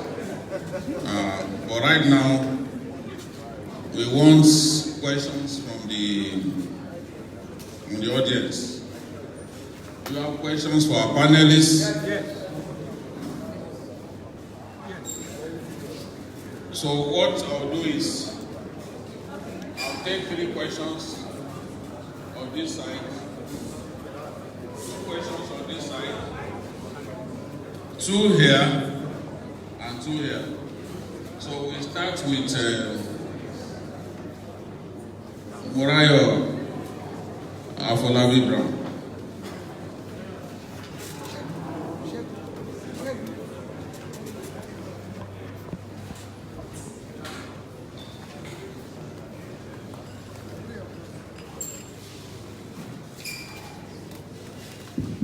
Okay, my first question, only have one question.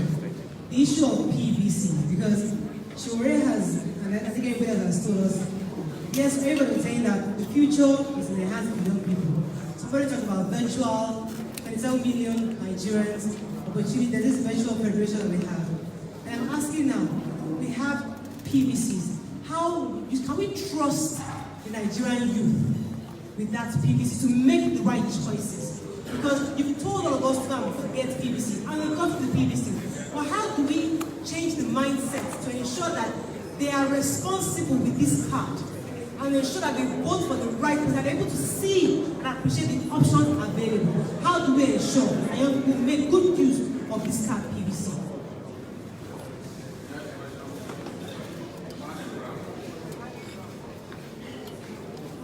Good afternoon, speakers. Chuma is my name. Now, I'd like to differ a little bit that this is the worst government. Yes. Yes, the current administration may not be getting everything right. However, I think it's actually a switch from what we have. That's one. I'd like to just say that there was supposed to be a platform where young aspirants will come together and take a one front. But it's a pity that that particular front actually failed. That would have given us enough opportunity to project somebody's aspiration instead of having different persons running on different platforms. As it stands now, if you're not careful, this same old order will go back.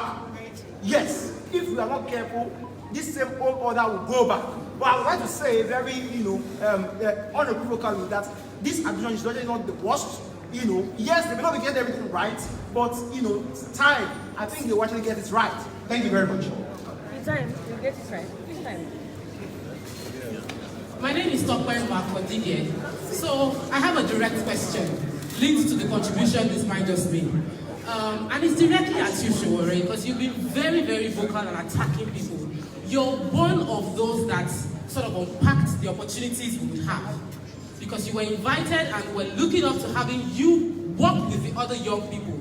But right now we would have splintered votes. Because you did not bow your ambition to other people that you felt could do, maybe you did not think would do a better job. You're standing alone, going to solve the problem of Nigeria in 2019. By standing alone, would we be better off as young people? Or would it not be better if you had sacrificed your ambition and worked with other people? Kindly answer the question, sir.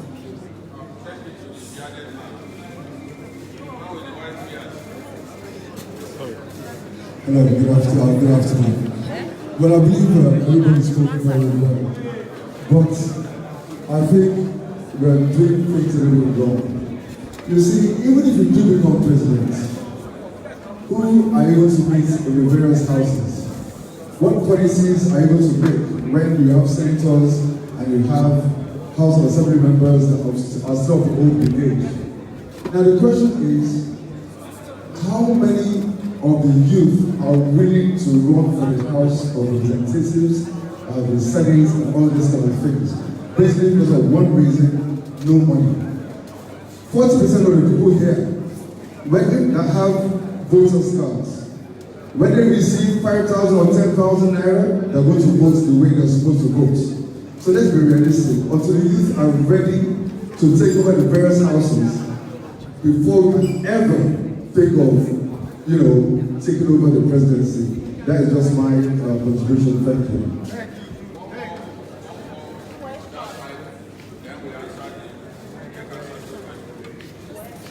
Good afternoon.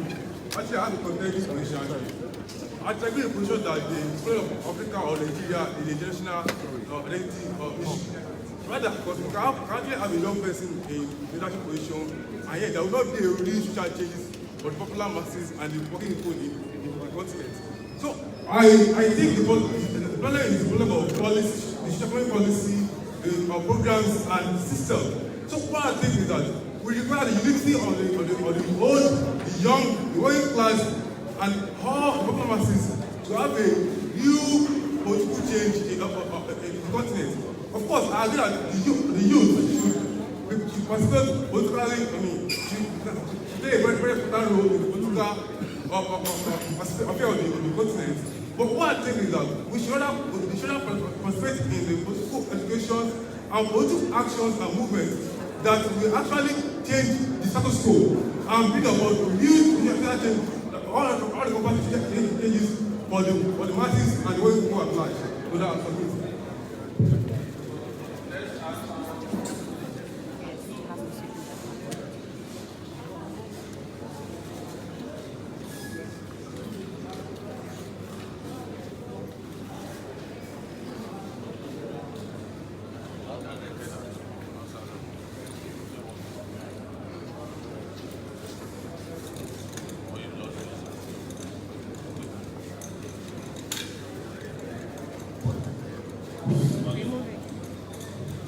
I'm going to answer the question directed towards me regarding PACT. For those of you who may not have heard about PACT, is the presidential aspirants coming together, which was formed in Abuja a few months ago. I want to make it very clear that I was never part of PACT. And the reason was very clear. I made a suggestion when I arrived at the only meeting I attended, that instead of all the aspirants voting for a person, the aspirants should go to their political parties and become candidates so that we can remove a lot of people who are causing distraction. So if we have 3 people and young people can choose from the 3 who they want, it will be better. But they refused. They disagreed with me and I left respectfully and continued my campaign across Nigeria. They went and had their meeting, signed a memorandum of understanding amongst themselves. The person who won, Fela, was declared the winner. The person who lost refused to accept his loss. It wasn't me, it was Kingsley Morgan. But here is what is different, and I want you guys to be clear about it. When I was coming to this debate, I didn't expect to meet Fela, Eunice, and Obiero. I was here hoping that I would meet the likes of Buhari and Atiku. Yes. So what is that the people we are playing against? There's no matter how much time we spend here, they are the people we are up against. And I've said it very clear, we'll get to a point where boys will be separated from men, and men will be separated from very old, useless men. And that is the reason I'm projecting myself. Even at the end of the day, if all the young people agree to one candidate, it doesn't guarantee you the chance of victory. Yes. If that one young person is not going to be able to do what is necessary. And I saw it in one of our meetings, in the meeting I had. One of the candidates said that old people asked them to go and choose a young person who they can accept. And the moment they said that, I knew I was not the one. Because I'm not going to be presented to some old people to be accepted. I'm the one acceptable candidate. I am here to retire the old guards. If necessary, as we have said, the system will take care of itself, institutions, and take care of some of them. So when I started hearing those kind of vibrations from young candidates that they have met with some elders, I started thinking maybe they have met with Obasanjo. And if Obasanjo met with them, I will not be his choice. And I never want to be the choice of the old guys. We want to send them packing in the revolutionary.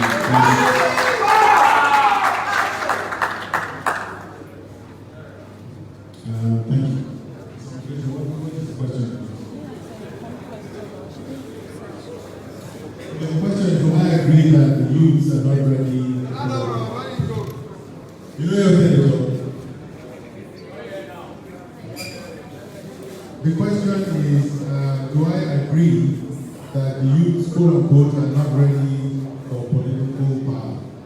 And my response is to paraphrase two quotes that resonate with this question. One is by a gentleman called Frederick Douglass, who was an abolitionist, was a former slave, and he says, power seeks nothing without a demand. Never has and never will. The other bookend of that is one of my favorite quotes by another political scientist. I mean, those of the Marxist bent in secondary school, university, remember it. A gentleman by name Franz Fanon. And his quote was, and I'm paraphrasing now, that every generation shall rise out of relative obscurity to find its mission and to fulfill it or to betray it. So the question now becomes, between these two bookends, about understanding that power seeks nothing without a demand, and that every generation, and I'm talking specifically to younger people, who form the bulk of Nigeria, for whom the power really, really lies. If they cannot rise out of where we are now, the relative obscurity of this hegemon that has been created by the class of 66, to find their own mission, to either fulfill it or betray it, they will suffer the consequences of history. And so the charge again is not us, it's you. I've been saying this, our problems are not technical. We have no business with, they thought out, we build this road, so that's not the issue. Our issues are adaptive, they are mindset issues, they are social adaptation issues. They're you correcting your mindset. Is it possible for us to have young people who can act on the basis of their own enlightened self-interest? But to get to the point of enlightened, they have to be enlightened themselves. And the status quo, I think in this political space right here, about it for 40 years, nothing has fundamentally changed. Nothing. I was going back to articles I wrote for Point in 1982. I was crying, because what am I going to say to you? Those of us who, coming of age, was Fela in the background of our lives, fighting the military. We understood what we were fighting for. And there was no way to, and there was a particular kind of political naivete that made us absolutely fearless. We did not understand the consequences of what it is we were doing, the threat of the military. What we knew was that we didn't want these people, and we would challenge the system. And some of us died, some of us were missing. I mean, so that, I don't want to go back to that history, but there's been a price to pay. The question is, are young Nigerians willing to pay the price for their own emancipation? That is the question. That is the question. You cannot dodge that issue. There will always be blood on the floor. It is not going to happen. Without, there is no such thing as a free deal. You can slide, talk, evade, be denied about it. What is at stake is not Nigeria per se. Nigeria might disintegrate, and along that with all of us, what is at stake is your own collective future. That is really what the issue is. So the question again, young people, I'm being polemical now, rhetorical, is that are you willing to rise out of relative obscurity, to find your mission, and to fulfill it, hopefully, or like the rest of us have done, generations over generations, and we betrayed it. It just continues. We have a glimmer, we have a small window now of really beginning to collectively address this issue by changing the narrative. But if you're going to change the narrative, you must create your story. What is your story for the future? How do you define and reshape and define what it is you want for your country? If you're unclear about it, other people will define it for you, as they have done since 1966.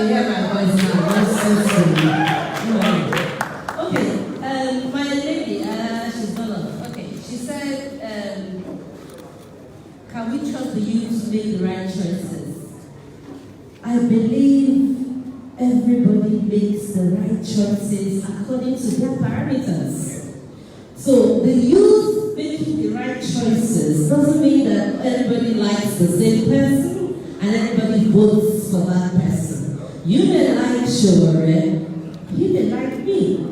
And Sowore is the right choice for you. I am the right choice for me. And you are both correct. So I do believe that the youth always make the right choices by their own personal parameters. What we could do is try to direct some of those who are not so fond and those who are not interested in the money to voting for the right people. Now, Sowore, you said that people we are up against the establishment, and I agree. When I set out on this journey, my only aim was to bring together all, absolutely all, the independent new candidates. Bring them under the same platform, knock yourselves out, bring all your followers, all your TAKEITBACK guys, all your building a new nation guys, all your new Nigerian guys, bring all of them into the same platform and knock yourselves out. Somebody has the highest number of followers amongst all of you. Somebody is selling his views better than all of you. Somebody is making sense more than the rest of you. And that person will be able to convince the majority to vote him or her. If we do that, and one of us stands firm, and the rest of us follow him or her, we are taking them down in 2019 and they will never come back. That was what I said, and that was what I set out to do from 10th January to 10th June. They refused. Everybody wanted their names on the ballot sheet, including Sowore. They are the unacceptable candidates. Yes, Sowore is for a lot of us the unacceptable candidates. I wouldn't have even voted for him. if I were part of the pact and he was part of it. But for different reasons. Activists have their role. They are useful. They get things done. But they are not the best leaders.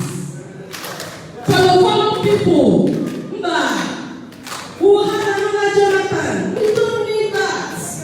We need believers, decision makers, but who can relate, who can communicate, who can listen to others, who can take advice from everybody, combine all the opinions and arrive at a decision. We do not need war. We do not need guns. We do not need to incite violence and hatred. We need to work together. We need to believe in each person's capacity, capability, and support those who can lead. That's my take.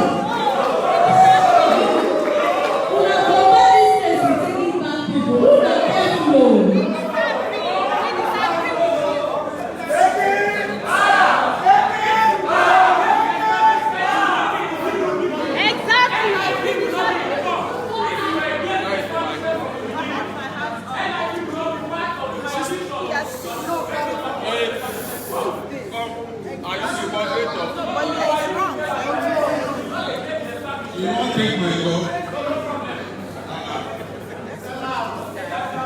Good morning, people. Greatest Nigeria people. Kulu.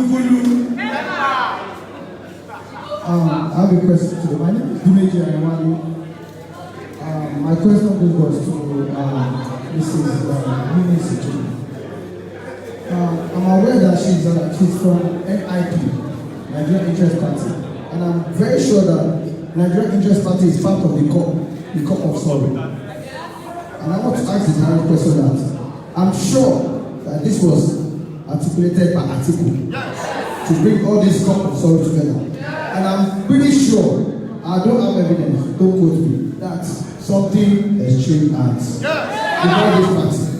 So I'm sure, and again, clearly you are the chairman of the party, and I'm sure that you are the one that signed the MOU to become part of COP. So you are part of the people that are trying to take over. And I'm asking the question. What's your question? My question is, why did she become part of COP? Thank you. Yes. Thank you. Excuse me. Oh, yeah.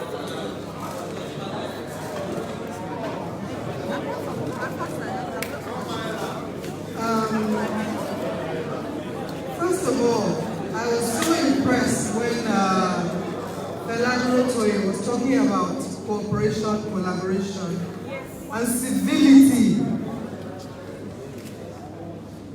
Young people have a responsibility to respect themselves.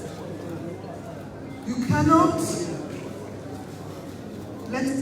believe that anybody will want to vote for you if your tactics are to attack each other, or to belittle each other, or to be violent, and uncivil in your language. We demand that you are courteous.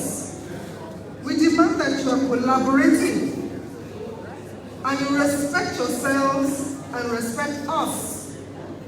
Because by respecting us, then we can believe you are ready to lead. By respecting yourselves, we believe you are matured enough to lead. My question to the speakers and to the aspirants is, first of all, why do you want to start from the top? Why are many more young people not vying for local government, councillor, state government, etc.? And secondly, are you going to promise us that you will sustain the effort?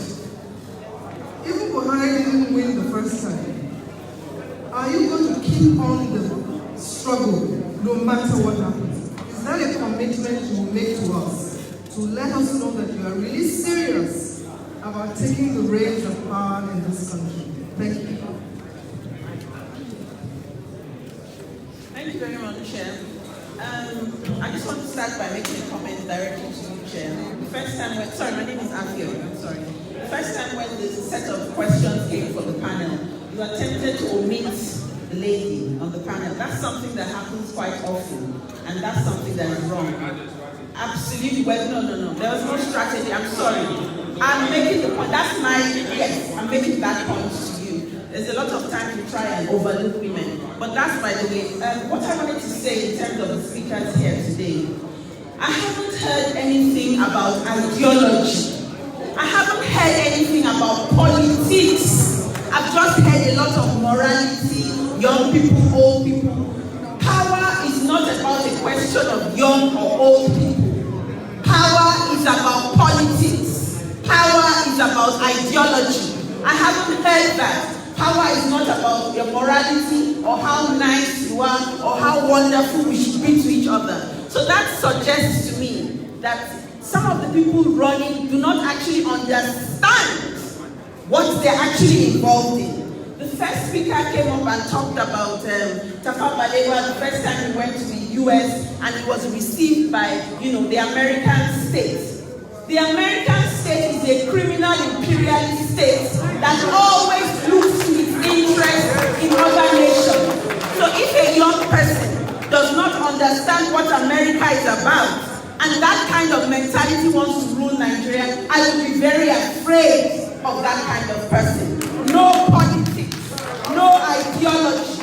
And even from the rest of the speakers, there's a lot of issues about what's wrong with Nigeria. Nigeria is not Nigeria on its own. Nigeria is a country within Africa. Africa is a continent within world politics. What is your politics? What is your outview of the world? What are your policies? What are the issues? Not just about taking over from this set of criminals that rule us. Because this set of criminals, by the way, the criminality in the Nigerian ruling class did not start today or yesterday. From 1960, we have been ruled by neo-colonial criminals. And it seems to me that some of the young people, some of them who are running today are actually pro-PRO, they are pro-colonial people. People who hold up the United Kingdom, who hold up France. Macron came to visit Nigeria and went to the shrine. Macron is an imperialist criminal. And I don't know if he would have been received by Fela if Fela was alive. We must get our politics and our ideology correct. Thank you very much, Chair.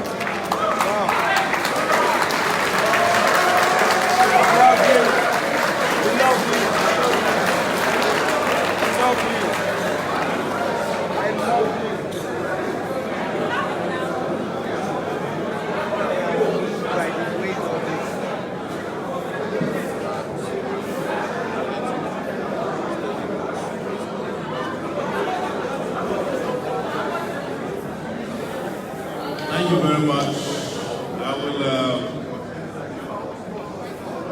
I will answer the first question from our mother here regarding whether we will stay the course or not.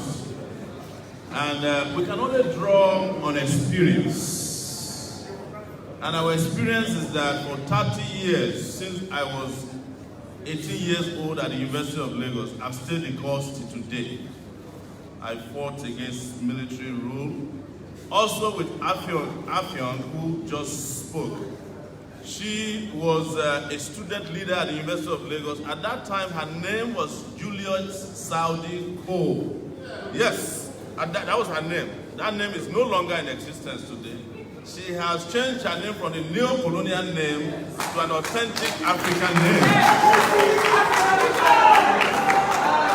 I also have in the house another witness who can witness for me even in church or in shrine or in mosque. Barrister Femi Falana, who was my lawyer, who has been my lawyer for 30 years. He just walked into the house. So it's not about staying the course.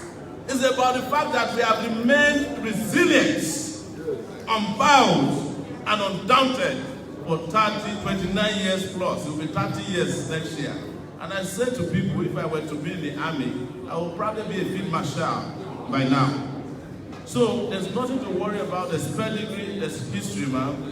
What you should question are those who don't have enough understanding of the problems. And for Afion, my great teacher, when I was a young student at the University of Lagos, the response you had today is a symbolic response to what you find also on the high table. We are discussing contemporary Nigeria. Sometimes I do not go the ideological route so as not to confuse too many people. But there's no doubt that we are also ideologically grounded. And you would know that when nobody knew that the World Bank was useless or the IMF was international monetary fraud, we were fighting against their policies at the university. When the military were doing the building of the neo-colonial masters we're talking about, we fought them. The young man sitting in front of you here has also fought oil companies, successive oil companies that are degrading and destroying our environment. Honestly, if this country were to be fair to us, there would be no argument about the young person who can lead us to victory and the future. And I'll say this before you collect the microphone from me. I'm not bragging. I am saying young people who have stepped out of the shadows. If you are young or you have ideas and you can rule this country, don't stay in the shadows. Because when you do so, you allow charlatans and non-entities to rule your country. So that is my position. Last question about why we want to start from the top. The fact is this, ma'am. Who at the top is better than us today? If anybody wants to be a councillor, we have a political party. You can join and be a councillor. If you want to be a senator, we have African Action Congress. You can join and become a senator. I, Omoyele Sowore, qualified and even more qualified than some of these people that we are talking about today. I'm stepping out to be president of Nigeria because I know I can run this country better than the president. That's why I'm starting at the top, but I didn't come from the top. I came from the bottom 30 years ago, and now we must rise to the top of our time.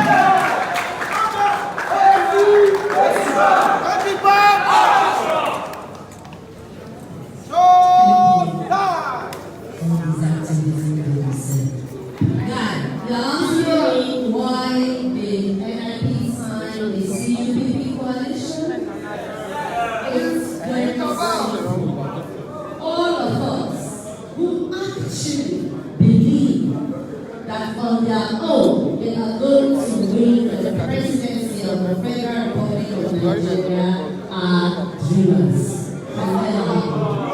You will not on your own run for the presidency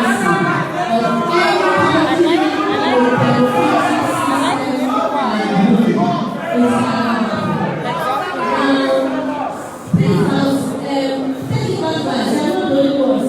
democratic system and rule. So, when we tried for 6 months to get all the non-independent candidates to come together and work together to form the grand coalition that Omoyele Sowore was campaigning about, we did everything as NIP to get all of them together. They refused. Some of them said everybody else has to stand down for them. Some of them said they are not on the road to the battle sheet, it's not happening. Some of them actually said, if it is not me, it cannot be any other Nigerian youth. Those are the kind of people we are killing behind. I don't want to call names today. I don't want to call names, but I don't want to call names today.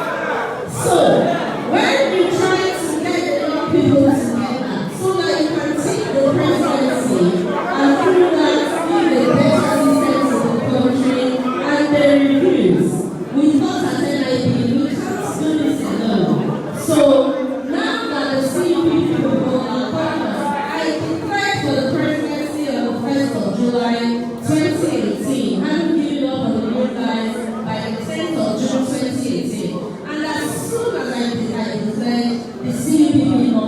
voice. They said, woman, you can't do this alone.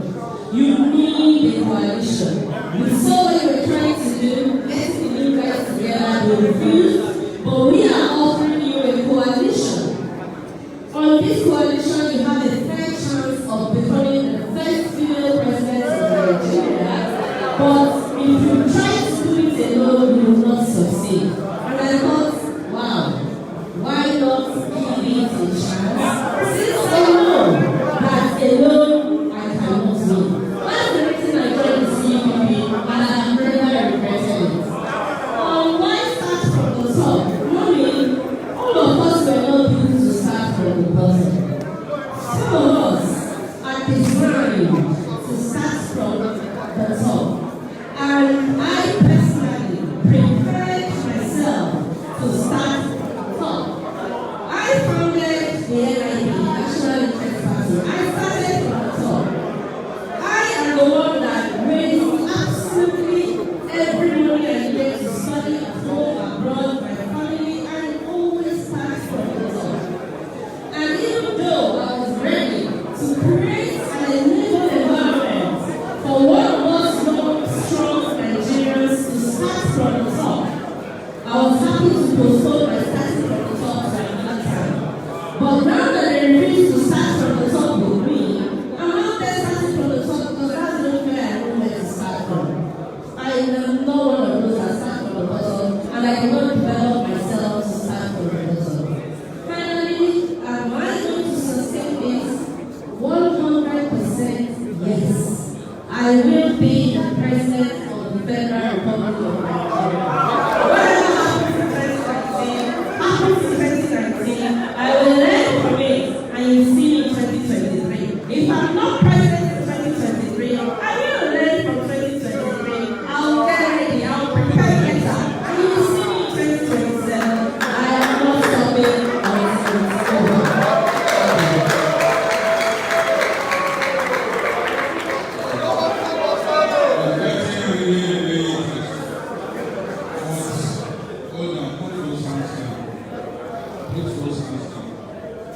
It's getting really interesting. But as young people, we must not lose our heads. We must be civil, we must not lose our heads. So, I want questions from you. I don't want you talking about my panelists and attacking my panelists. If that's what you want to do, then I will close this session therefore. I don't want you to insult any of the panelists or even me.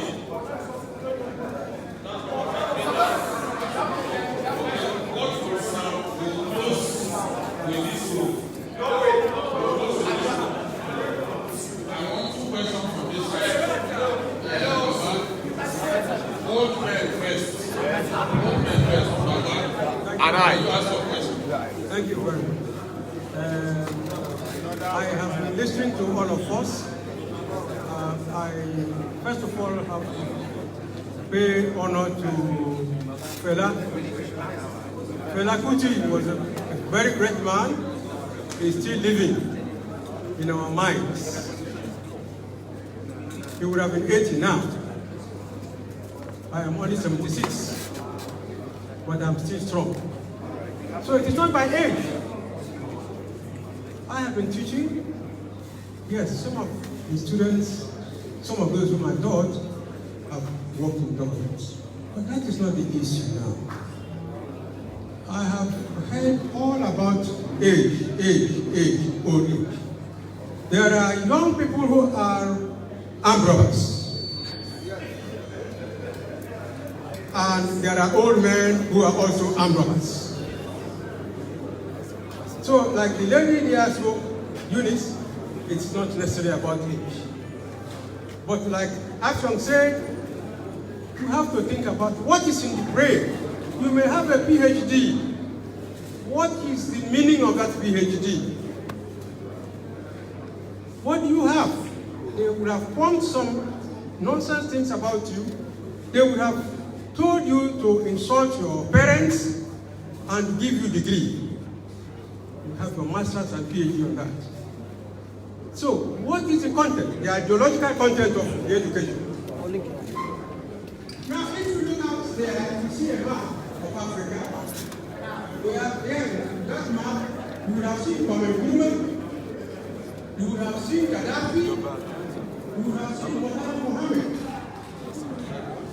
amongst others. These are great people. They left the legacy. If Fela were to be alive today, I bet you he would have